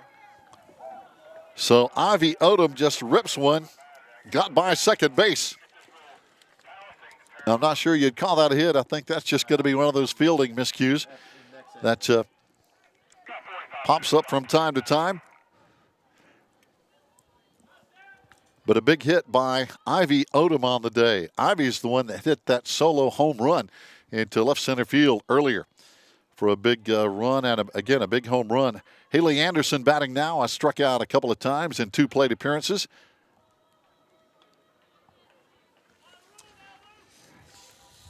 Well, let me check this. Robbinsville might have gone to the bench here. And they have. Batting now is going to be Sarah Gibby. Sarah Gibby, number 11, is batting now, her first plate appearance for Robbinsville. So she comes in, and there's a shot into right field, into the sun with a good play over here. Lady Devils with a big play over in right field. Savannah Smith looking directly into the sun with a big catch as the runner goes from second to third. But that's a tough play, looking into that sun, trying to make a play on the ball. So Sarah Gibby with her first plate appearance flies into right field, advancing the runner.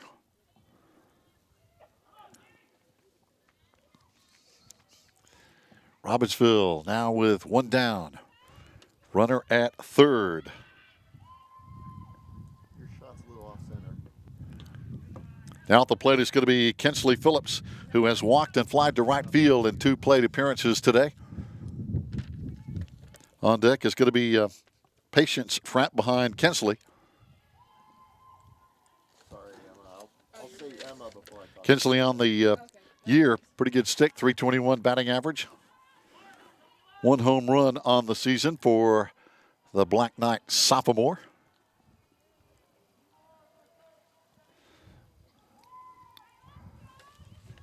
Game is tightened up, though, 5-2 Robbinsville. Robbinsville now with a runner on third and 1 out.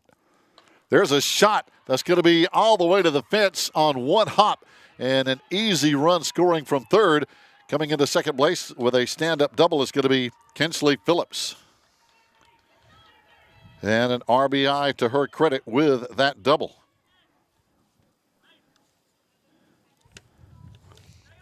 So unofficially on the day, Robbinsville has 4 hits, 8 walks. The Lady Devils unofficially with 4 hits and 3 walks on the afternoon. Robbinsville coach calling time. Emma, zoom in on the conversation. Looks like Coach Knight wants to Just zoom in on. Just go in. There you go, right there. Keep going. calling a timeout.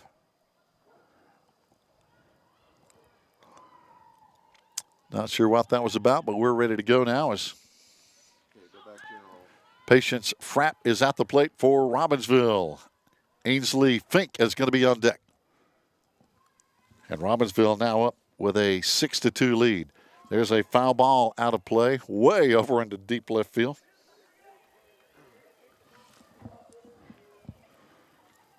(6-2) Robbinsville, 1 out, bases almost empty. Got a runner down at second base with that stand-up double. Again, Kinsley Phillips with the big double off the fence and the RBI.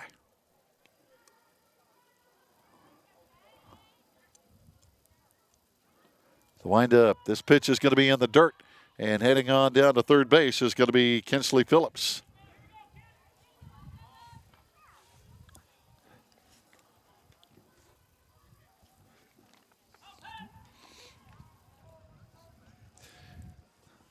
So you look at the score, it being 6-2, you'd think, wow, there's a lot of hits. There really isn't. Combined, both teams right now have, again, unofficially, 8 hits, 4 apiece. Pitch high for a ball. Robbinsville down at third base is Kinsley Phillips. At the plate, Patience Frapp. the junior, older sister of pitcher Memory Frapp for Robbinsville.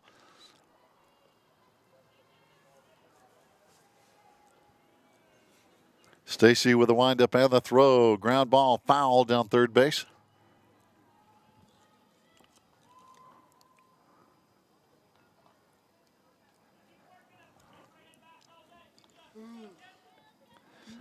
We're starting to see the sun set and get into the camera, the eyes of the camera people here today, Emma Dingle and Kent Maxey.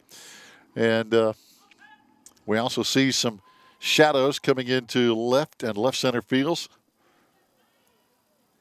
And the third base and shortstop areas. Now Coach Toby Burrell wanting a timeout to come out and talk it over with Stacy Griggs here with a runner at third base. I guess wanting to be sure everybody's in sync, so to speak, on the same page, if you will.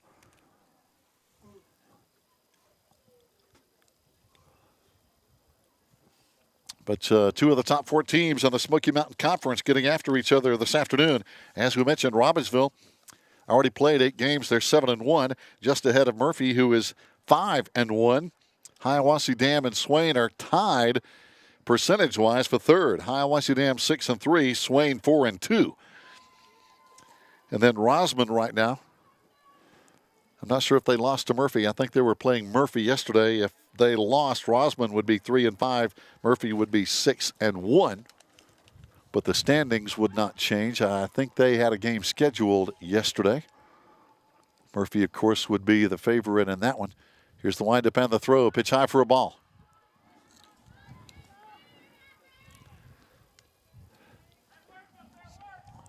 Robbinsville with a runner at third and a 6-2 lead.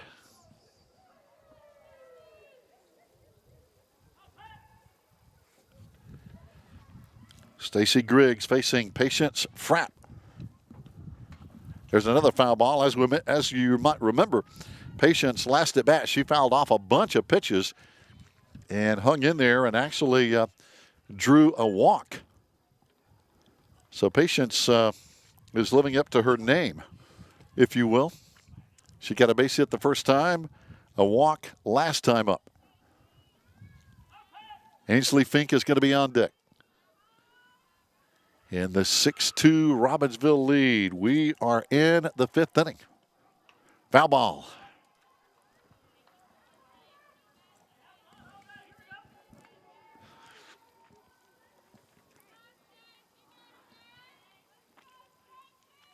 And if you're a fan of baseball and wrestling, their season will be cranking up very soon.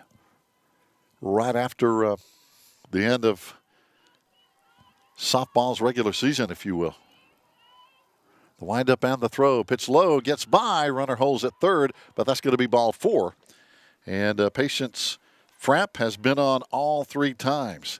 2 walks and a single on the day. And Ainsley Fink, now check that. They're going to have a new hitter at the plate. This is going to be Sydney Farley, number 27.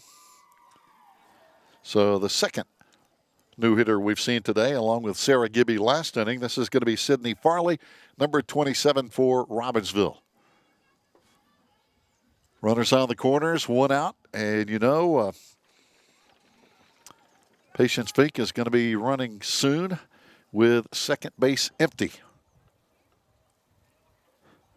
As we look around to some of the fans over in left field, over there behind the left field fence, blankets are out, so the sun goes down, so does the temperature. Not a bad day for a blanket. Swing and a miss for strike 1. We also see that over there on the left field line, some blankets and comforters, I guess, maybe a couple of Afghans or quilts or something to stay warm. It is breezy and temperature is not going up right now. Swing and a miss for a strike 2. And we see Carrie Powell over there coming back as she retrieves a ball from the outfield. And boy, I hope Carrie gets better soon. We can see her noticeable limp. And I know she took a hard shot on the football sideline just a few days ago. And she is one tough lady. High pop up, and it's going to be no play. Oh, outstanding effort over here on the right field side by Savannah Smith. Savannah almost got it. She made a diving effort, but just inches short. I didn't think anybody had a shot at that one, but she came hard, and also coming hard over there for the Lady Devils was Maddie Spates from over at second base. Both gave a good effort to try to get to that ball.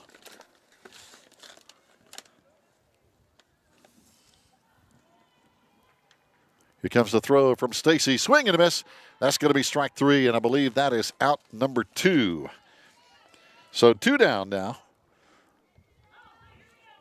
Robbinsville will now go to the top of the order, and Zoe Schuler. Zoe, a dangerous hitter, as we mentioned. On the season, this freshman has 1 home run, 10 RBIs, 7 stolen bases, and 16 runs scored.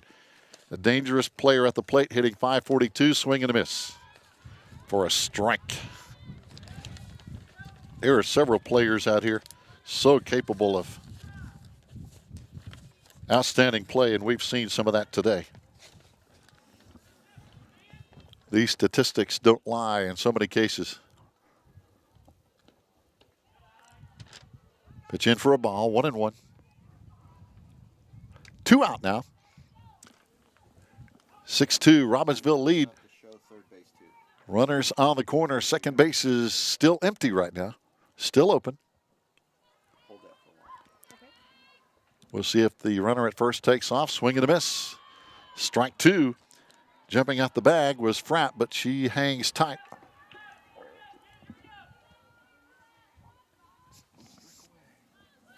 Got a cloud right now kind of hiding some of the sun, so that's a relief, I know, for the right fielder. And first base and second base playing defensively, looking into that sun, which is tough. Here's the throw, the pitch, and a swing and a miss for strike 3. So Zoe Schuler goes down swinging to end this top of the 5th inning. We go to the bottom of the 5th inning, 6-2 Robbinsville. Stay with us on the Maroon Devils Network.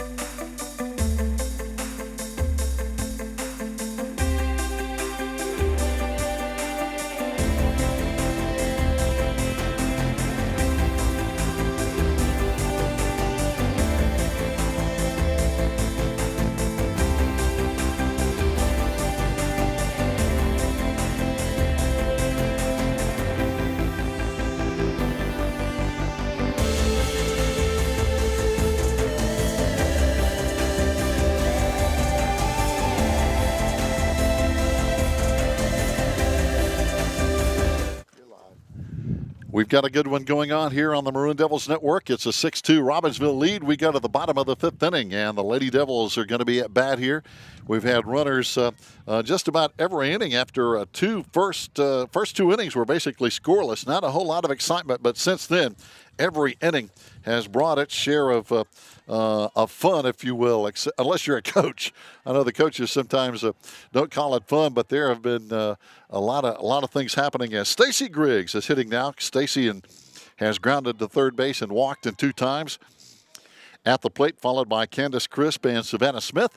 Here on the bottom of the 5th, Robbinsville up 6-2. Pitch in for a strike. But what I was basically referring to is every inning since the second, again, the first 2 innings totally scoreless, we have had base runners galore since then. I know both teams have had the bases loaded, and we actually had it back to back to back. In 3 straight half innings, the bases were loaded for these teams. And but surprisingly, 6-2, only runs on the scoreboard here, literally, at Swain County High School. Glad to have you listen again. Here comes the windup and the throw. Pitch in. That's a call, 3rd strike for out number 1 for the Lady Devils, Stacy Griggs. And following her now is going to be Candace Crisp, who was hit by a pitch and struck out in 2 times. Again, glad to have our normal crew here. Kent Maxey over on the camera in center field. Emma Dingle up in the press box with Joe Holt and myself. And the camera people are happy that the sun is now behind a big cloud overlooking Hazel Creek, if you will.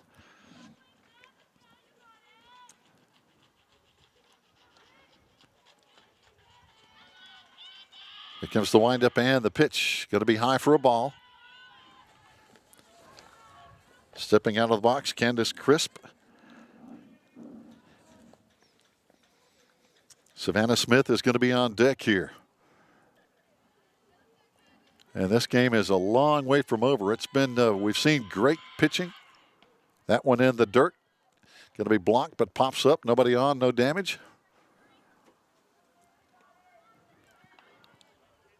We've seen a lot of base running. We've seen a throwing miscue here and there. But very competitive game here. It's these 2 teams getting after each other. Here comes the windup and the throw from Frapp. Pitch in for a ball. And this is one tough pitcher. Memory Frapp took a line drive off her, I think off her knee or shin area earlier that knocked her to the ground immediately. And she hung in there. So now getting on is going to be Candace Crisp. And I'm not sure if that's a walk or that pitch might have nicked her a little bit. But Candace is on, and we're going to have a pinch runner for the Lady Devils now. So Candace Crisp did her part, getting on base.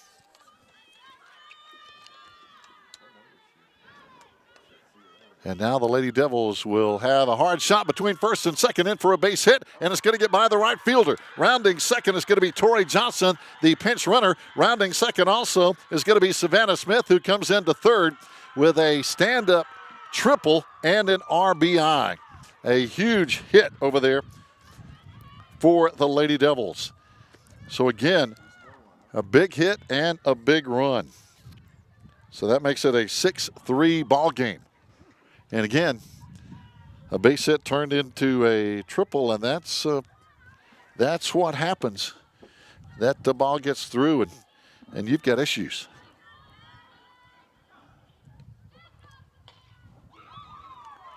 Here's a shot to shortstop, on over to first base for the out. Throw home is not in time. Another run is in.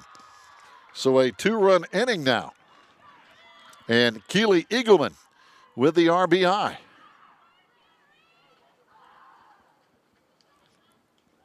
So getting that ball in play, and again, the throw on to first was in time. They got the out. That's going to be 2 out, but the run scores, and now it's a 6-4 ball game, bottom of the 5th inning, with Ashley Stevenson at the plate. Ashley got a big base hit her last time. So now Coach Burrell talking it over with the home plate umpire as Ashley is getting ready to step in and hit. But again, big hits here.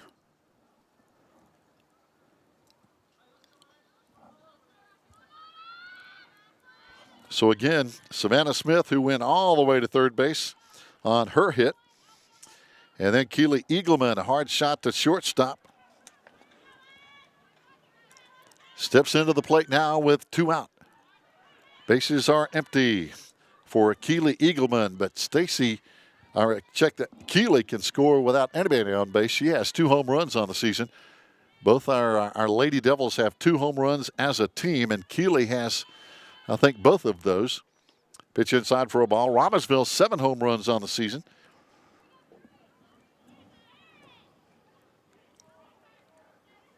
Two scrappy teams getting after each other, and the scoreboard reflects that. 6-4 in the bottom of the 5th inning. The windup and the throw. Ground ball, foul. On deck behind Keeley is going to be, on deck behind Ashley is going to be Hannah Epperson. So Ashley Stevenson at the plate. Again, got a big base hit last time. Hannah Epperson is going to be on deck.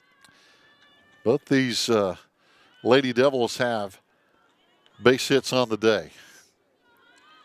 And hits on the day have been few and far between. A lot of balls have been in play. But as far as just clean, solid hits, there haven't been even 10 hits between both teams. There's a high hopper to third. It's going to be over to first. Is it going to be foul? Yep, foul ball. So Ashley will pick up the bat and step back into the box. Ashley, one of our seniors on this team. 4 seniors for the Lady Devils, 3 for Robbinsville. Some good ones that somebody will have to fill their shoes next year. Here's a ground ball in the dirt, basically. Kind of took a high hop, but goes foul. So Ashley taking her cuts as well.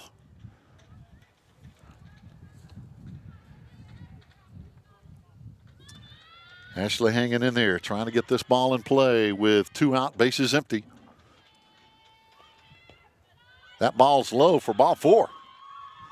So that's the way to get on base. Ashley now on first base with 2 out.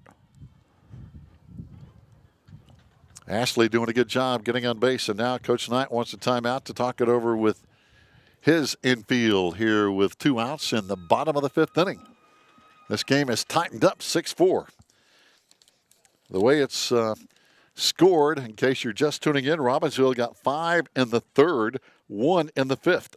Our Lady Devils 2 runs in the 4th and now 2 in the 5th.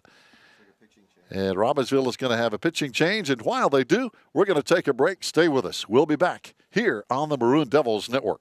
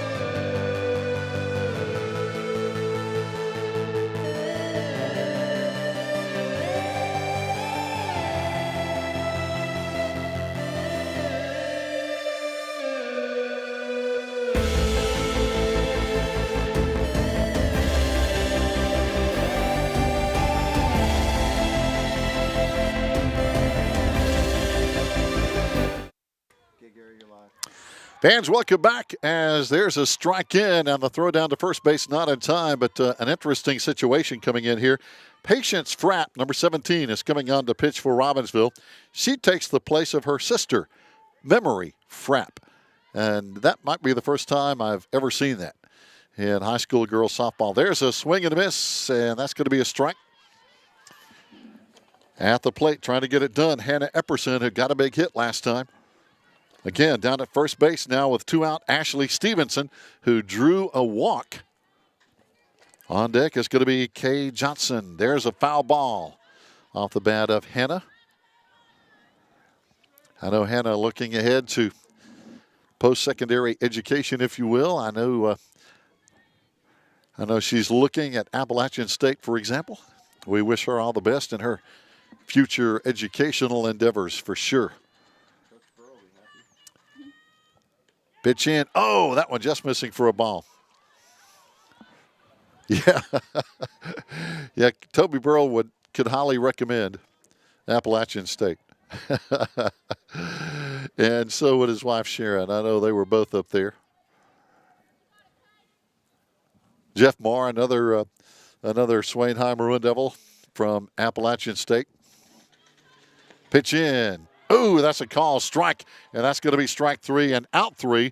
So, fans, we have played 5. We left one on base, and we go to the 6th inning. It's still anybody's game. Our score, Robbinsville 6, Lady Devils 4. We'll be back on the Maroon Devils Network.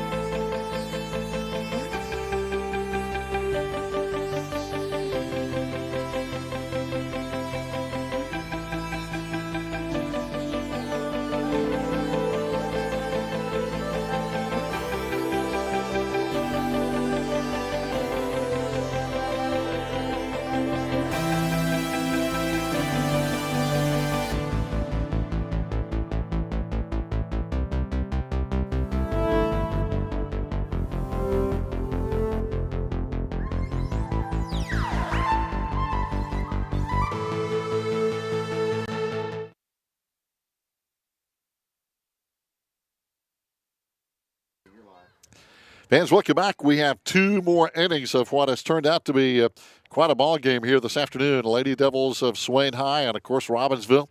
As now Robbinsville is hitting in the top of the 6th inning. Leading it off is going to be Gabby Hooper, who has popped to first base, hit into a fielder's choice, and struck out in 3 plate appearances here for Robbinsville's Black Knights. There's an attempted bunt that's going to go foul. Robbinsville, coached by Billy Knight, the head coach, his wife Joanne, Michael Trammell, who they swore that he's from Red Marble. Also, they're assisted by James Kiefer, Sammy Hooper, Brian Millsaps, and Rodney Nelson. And talking to Coach Knight, he was laughing. He said, "Yeah, I've got as many coaches as D. Walsh on the football team." So there's a ground ball foul, and he's probably right. And by the way, D. Walsh and the Robbinsville Black Knights will be in the first round of the state playoffs tonight.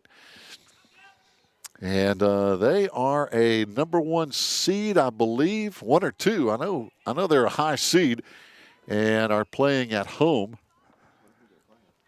I know Robbinsville is playing tonight. Andrews is playing tonight. They got into the playoffs as a wild card. Murphy is also playing tonight. And I think Murphy is also at home. I think they were very close on whether they were going to be on the road or at home, but I'm pretty sure Robbinsville and Murphy are both at home tonight. And maybe, I know Andrews plays Elkin tonight, and good luck to Andrews High School. There's a pitch in for a call, 3rd strike. Stacy Griggs with a pitch as she just struck out Gabby Hooper for the 2nd time in a row here this afternoon. Batting now is going to be Maggie Knight. Maggie, in her plate appearances today, has walked, had a big single for an RBI, and walked again. 2 walks and a single on the afternoon for Maggie. Maggie Knight, a tough hitter, hitting .647 on the season for this senior. Maggie Knight, 14 walks, 2 home runs, 13 RBIs on the year. So she has a good eye at the plate, drawing 14 walks on the season.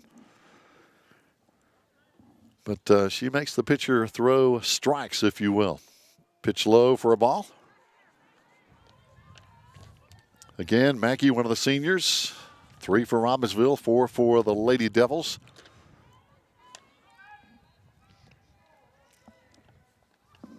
Lady Devils have a strong sophomore class. As we mentioned, 10 sophomores, a couple of juniors, 1 freshman.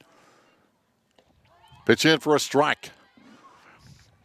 Robbinsville with 3 seniors, half a dozen juniors, a couple of sophomores, and 3 or 4 freshmen.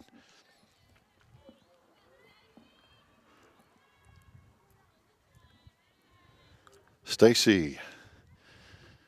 Here comes the windup and the pitch. Going to be high for a ball.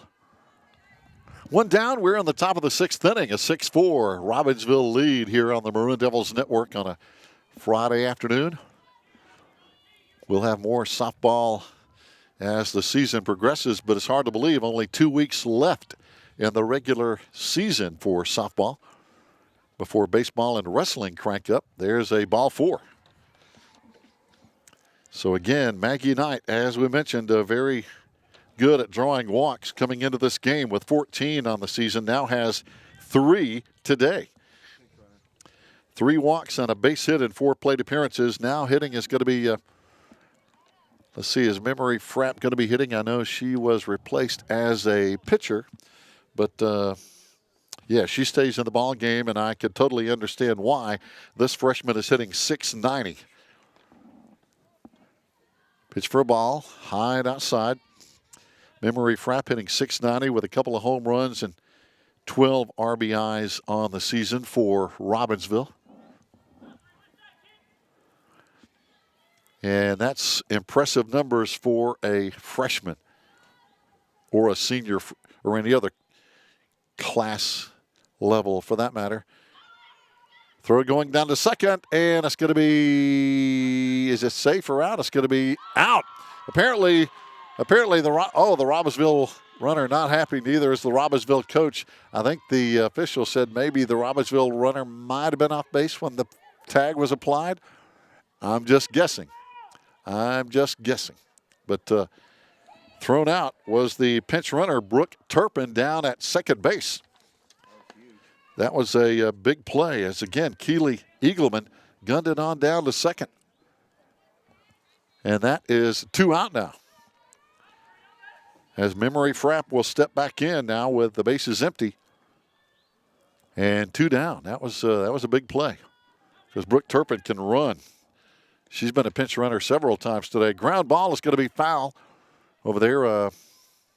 Coach Knight tried to make the play.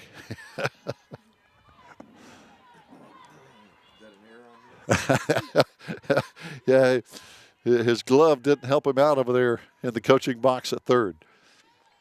So Memory Frapp hanging in there, trying to get on base. The number 3 hitter, no, check that, the number 4 hitter.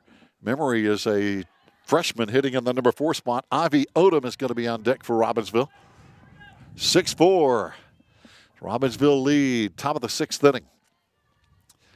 Of course, we're playing 7.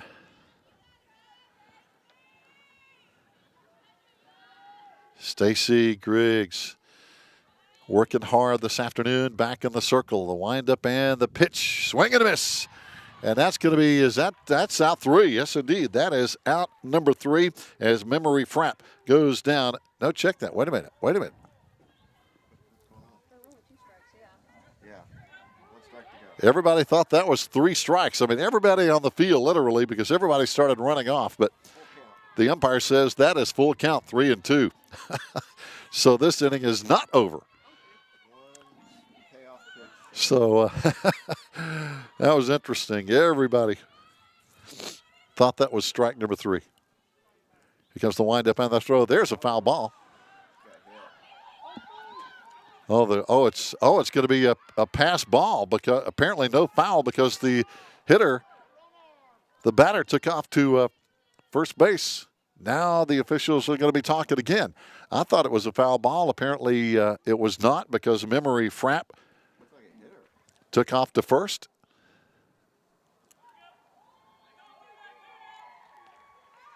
And regardless, she's going to be safe at first base. It either hit her or was a Swing and a miss for a strike, but the ball got through, which allows her to run because first base was empty.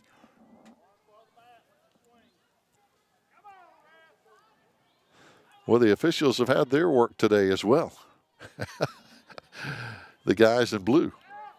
All right, Robbinsville with Memory Frapp at first. Ivy Odom at the plate. Ivy has struck out, had a big solo home run, and got on with an error.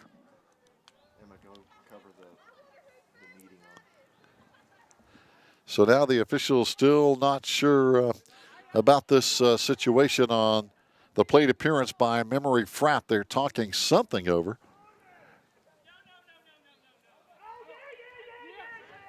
And now we got people yelling from every angle. We got some upset fans here this afternoon. Well, now the Robbinsville coach is talking to the officials as Toby Burrell looks on, and now Coach Burrell walks away. I thought for a moment they were going to call the base runner out at first base, and they're still talking it over. Memory Frapp is on at first.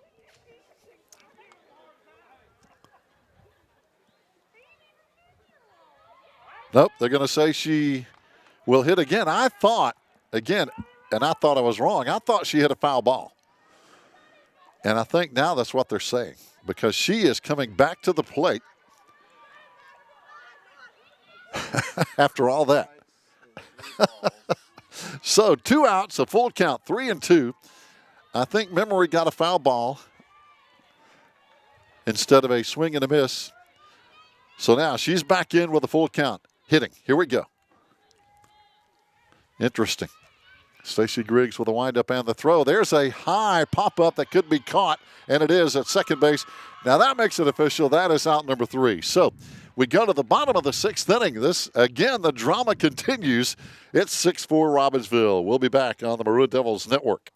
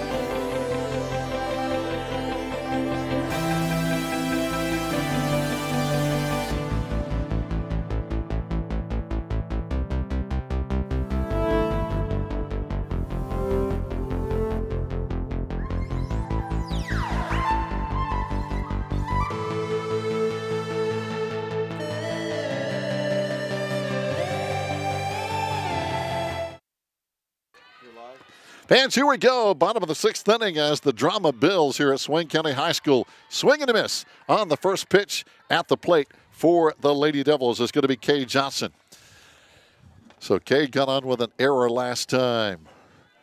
Again, if memory serves me correctly, she had a line drive off the pitcher's leg. Talking about Memory Frapp from Robbinsville. There's a shot into short center field. Going to drop in for a hit. And Kay is on first base with a base hit to start the inning here in the bottom of the 6th inning. It's a two-run game, 6-4.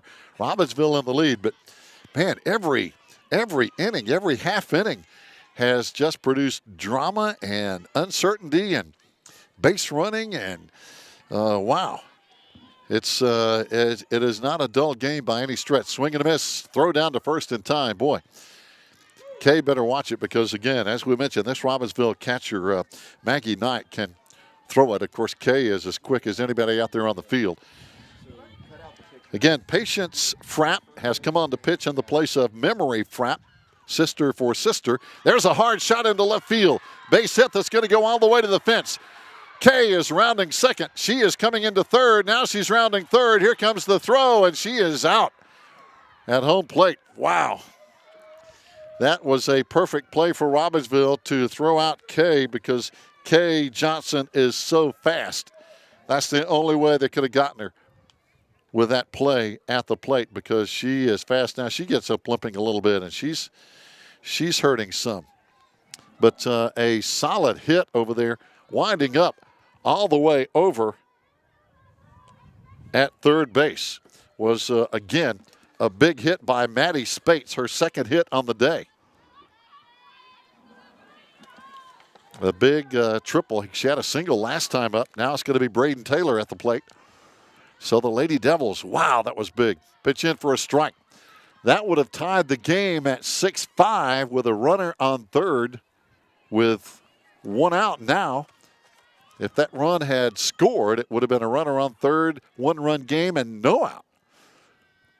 And the drama continues. There's a well-hit ball. That one's going to hang up, though, and be caught in center field. Everybody's going to hang. What a boy, I tell you, that center fielder has an arm. Some of these kids can throw this ball.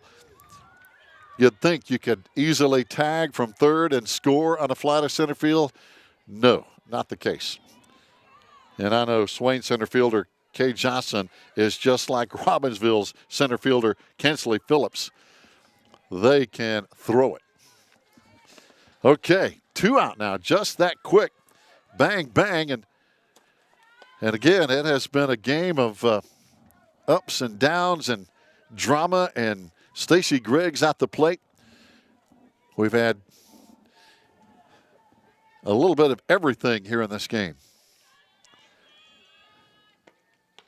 Pitch in for a strike. We've had the fans unhappy at times. Coaches unhappy with some of the officials' calls. So it's man, it's been fun. 6-4 Robbinsville. Lady Devils still with a runner at third base. Pitch in the dirt, but no damage. Again, 2 out.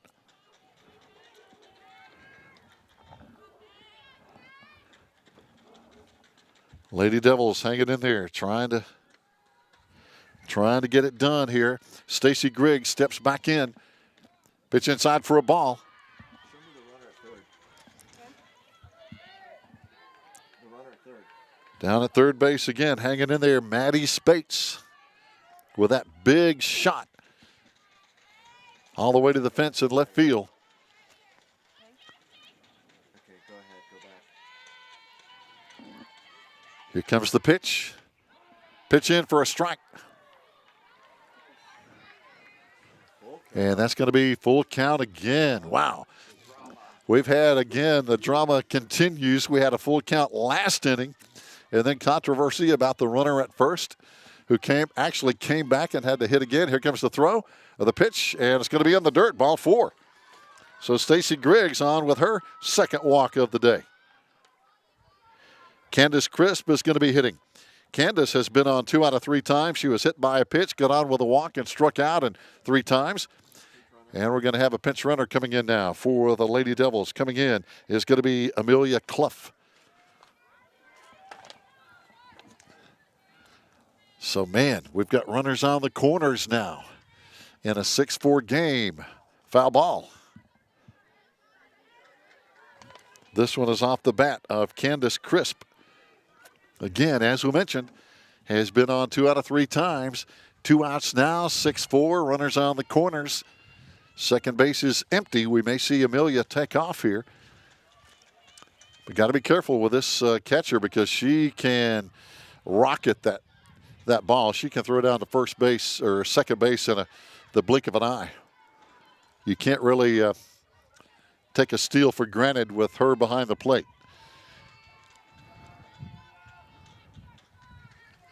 All right, hanging in there again. There's strike 3 called, and wow, what an inning again. No change on the scoreboard as we go now to the 7th and final inning. It's Robbinsville 6, Swain 4, back with the 7th after this timeout.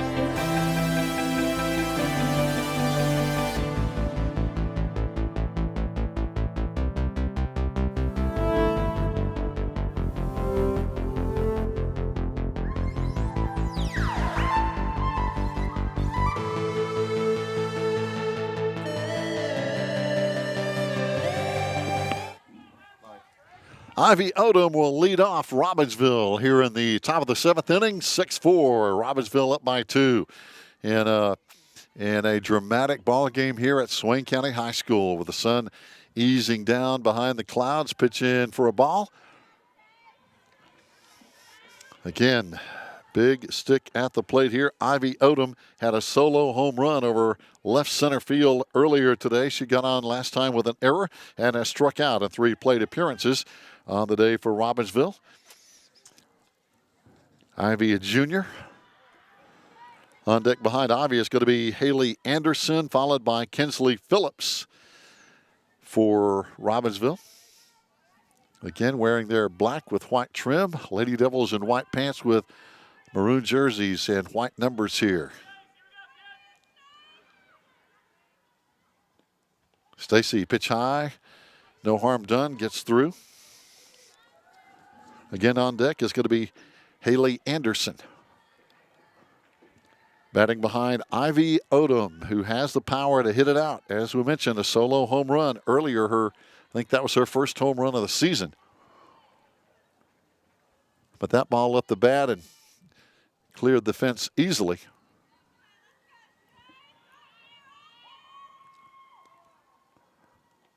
Comes the pitch. Oh, in there for a strike. Caught the inside corner from Stacy Griggs. Stacy working hard. I tell you, the pitchers have been working hard. Stacy has pitched the whole game. Robbinsville has had the Frapp sisters. Memory started, and then Patience Frapp came on in her relief. And again, I think that's the first time I've ever seen a sister come on in relief of her sister. Pitch in, just missing for a ball 4.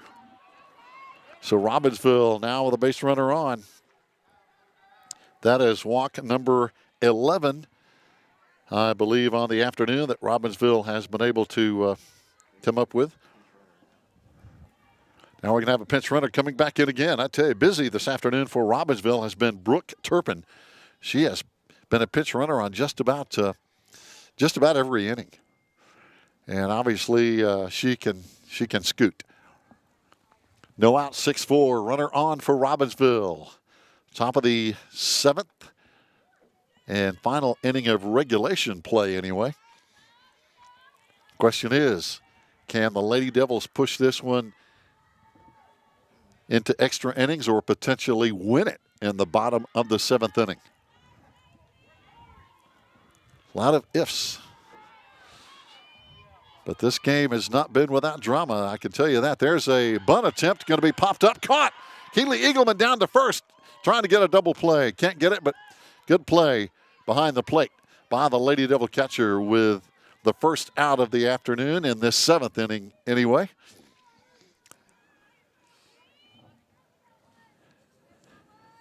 Kinsley Phillips coming on to bat now.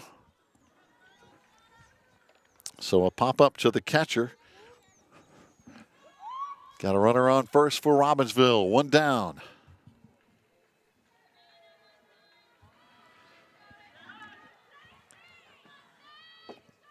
Kinsley Phillips has had a pretty good day at the plate here. There's a pitch inside. Runner going to second, and it's going to be in. Ooh, boy, that was close. That was close. The official says safe for Brooke Turpin, and she can go. Kinsley Phillips on the day has walked, had a fly to right field, and had a big double with an RBI off her bat in 3 plate appearances.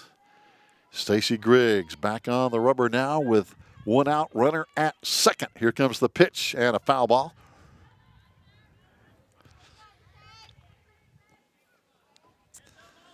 We've had several fans come out to watch this game, and nobody is leaving early here today. A lot of this has been a battle. Again, 2 of the top 4 teams. The top 4: Robbinsville, Murphy, Hiawassee Dam, and Swain. Those are your top 4 Smoky Mountain Conference softball teams. Pitch in, ball inside.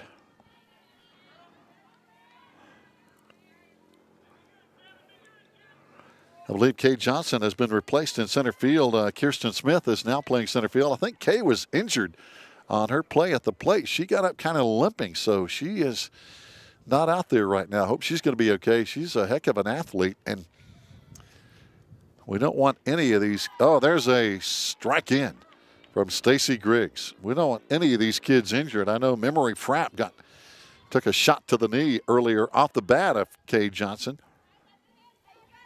And she has hung in there and continued to play. I'm sure that really hurt.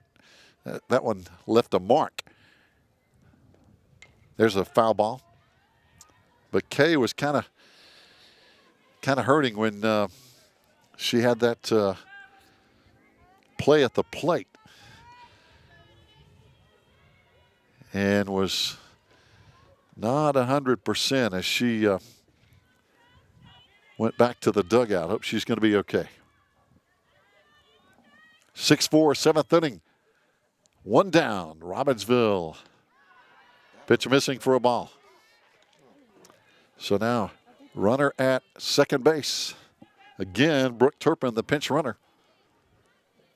Barely beat out a throw from Keeley down at second a moment ago.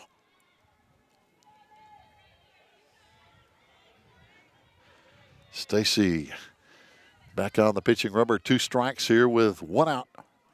The windup and the pitch. Oh, it's in. Strike 3. Stacy got her. So another big strikeout. And now coming to the plate is going to be Patience Frapp, I believe, number 17, who came on to pitch in relief of her sister. And Patience has been on base every time. A single and 2 walks on the day.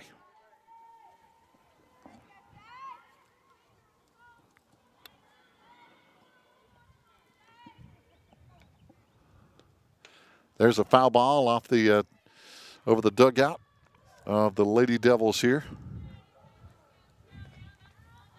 And the breeze and combined with the sun going down has dropped the temperature probably 5 to 7, 8 degrees or so here in the last hour.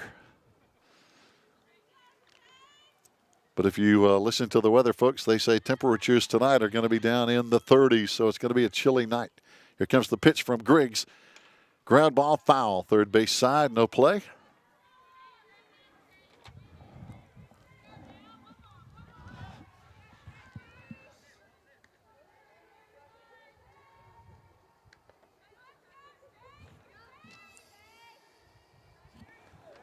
Over there in left field, chasing it down for the Lady Devils, Hannah Schuler. doing a good job in left field this afternoon. Tell you, all the outfielders have had shots at him today. There's a foul ball.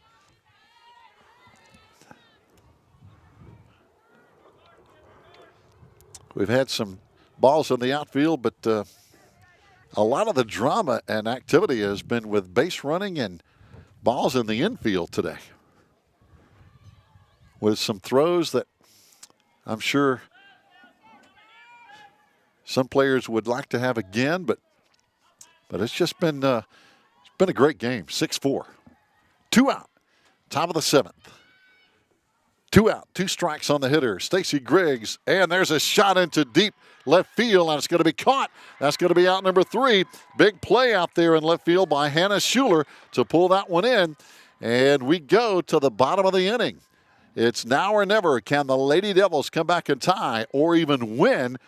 We'll find out after this timeout. It's Robbinsville 6, Swain 4. We'll be back.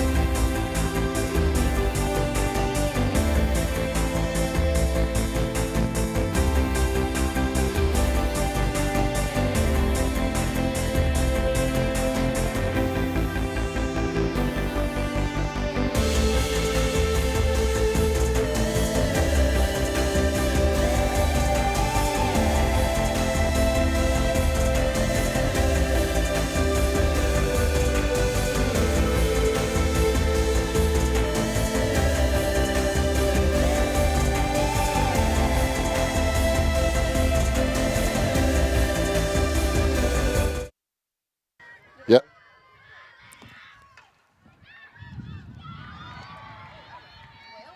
What happened? She hit him in it. The second baseman pop immediately up. caught it. Yeah. Well, already one down.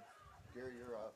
Fans, welcome back. Savannah Smith just led off for the Lady Devils here in the bottom of the 7th with a shot to second base, but unfortunately for Savannah, the second baseman for Robbinsville on the spot, Zoe Schuler, with the catch for out number 1. So, man, it didn't take long for 1 out to go up on the scoreboard here in a 6-4 ball game, but what a game it has been. As we mentioned, so many things could have happened and have happened. It's been just a crazy game. Far from usual. There's a foul ball. And again, Lady Devils here in the bottom of the 7th inning have to score 2 to tie to push this into extra innings. At the plate now for Swain County High School, the Lady Devils, Keely Eagleman, who had a big base hit. Or had actually a ground ball to the shortstop, but it knocked in a run. There's a foul ball.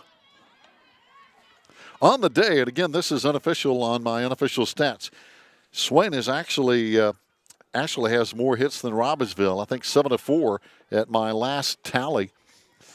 Now, Robbinsville, he flipped that over, has had 11 base runners with walks. Swain has had 6 unofficially. Pitch in for a ball. So it's been that kind of a game. We've had some fielding miscues here and there. We've had some really good throws. We've had a couple of throws that weren't on target. in defensive play. So there's an off-speed pitch that's going to be out of play, foul. From Patience Frapp, who came on in relief of her sister Memory, who pitched early and started for Robbinsville. Early it was bang, bang, bang, not much happening. First 2 innings, no score at all. Then Robbinsville with a big 5-run third. Swain came back with 2 in the 4th and 2 in the 5th. And there's going to be out number 2. So tough break for Keely Eagleman as Ashley Stevenson will step in with 2 out, nobody on.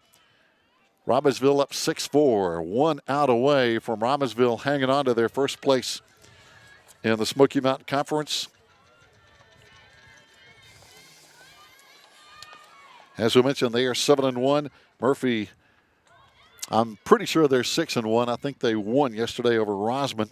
Hiawassee Dam 6-3. Swain 4-2. The top 4 teams in the league, with still 2 weeks to play and still so many opportunities to try and get into the playoffs. 2 out now. There's a ball in play up the middle. It's going to be caught, thrown on to first. And is it going to be out? Yes, it is. That's the ball game. Just a great play down at second base by Robbinsville defensively as they come up with a tough out and get it done with a 6-4 win here this afternoon against the Lady Devils of Swain County High School. Again, with COVID, not a whole lot of handshaking going on, but the coaches come over and shake hands. But it was a battle here today between the Black Knights of Robbinsville and the Lady Devils of Swain County High School. What a game that went down here to the 7th. 6-4 Robbinsville as they hang on to first place in Smoky Mountain Conference play. We'll come back and talk it over with head coach Toby Burrell when we come back here on the Maroon Devils Network.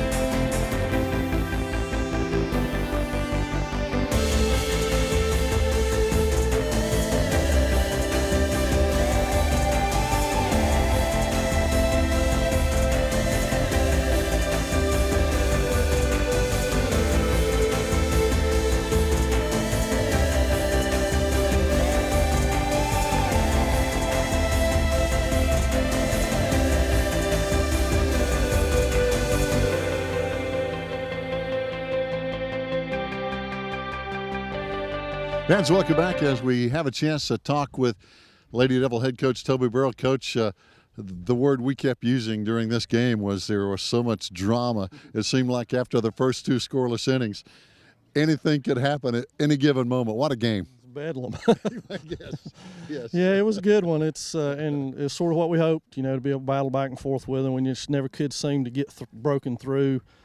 Problem we've had all year. Of course, their pitching is outstanding. They do a great job with it. Their defense is outstanding, and so we had to make our own luck, and it was a little tough on us today. And leaving runners on, that's been a stress of ours all year, and so it reared its head again a little bit tonight. But I'm pleased with their effort. I thought our kids played real well. I thought they responded well, and they made big plays when they needed to. We were just one or two short of breaking through, and those will come. We've got a very young team, and I think those will come, and we just got to, it's like I told them, we ice down and do it again tomorrow. Yeah, I know it's tough. You got to play tomorrow, and then you got a game coming up, I think, Monday and maybe Tuesday. So, like 4 games in 5 days, that's a tough stretch. It is a tough stretch, and it's going to be tough on Stacy, and it's going to be tough on Keeley, and we're going to have to figure out some ways to be creative with that. But we just got to take it a pitch and a game at a time and see where we can go with it. Yeah, I know. We talked about this on the pregame about being injured. I know Kay was not totally 100% after her play at the plate. I hope she's going to be okay. Well, we do too. She went on to the hospital to get checked out. She was in a lot of pain, and we really couldn't pinpoint where it was at. Carrie took a look at her, and we'll know more in the next 24 hours, but we're figuring we'll be without her tomorrow for sure. Yeah, Coach, I know, again, tough ball game. Robbinsville coming in, a big hitting team. They put the ball in play. They aggressive on the base pass, and we saw some of that today. They try to move as much as they can on the bases. Well, they're aggressive base running team. They want to get you out of sorts and to make mistakes, and it worked on us there early on and cost a couple of runs that, if we'd just been calm about what we were doing, I think we could have kept those from scoring. But that's their style. We talked about that yesterday, that their goal is to intimidate and try to get you knocked out of your way of doing things, and if you can't let that happen. That's the big thing. So, again, just a few mistakes here and there. We clean those up, we'll be in good shape. No doubt. Good luck tomorrow against Murphy. I know Murphy's different team when Murphy comes in here tomorrow. Yeah, it'll be a whole lot different. They're tied with Robbinsville in first, so it could be another barn burner. Should be a good one for folks at home to be able to watch and come out and watch. If they want to come out and check us out, it should be another good one.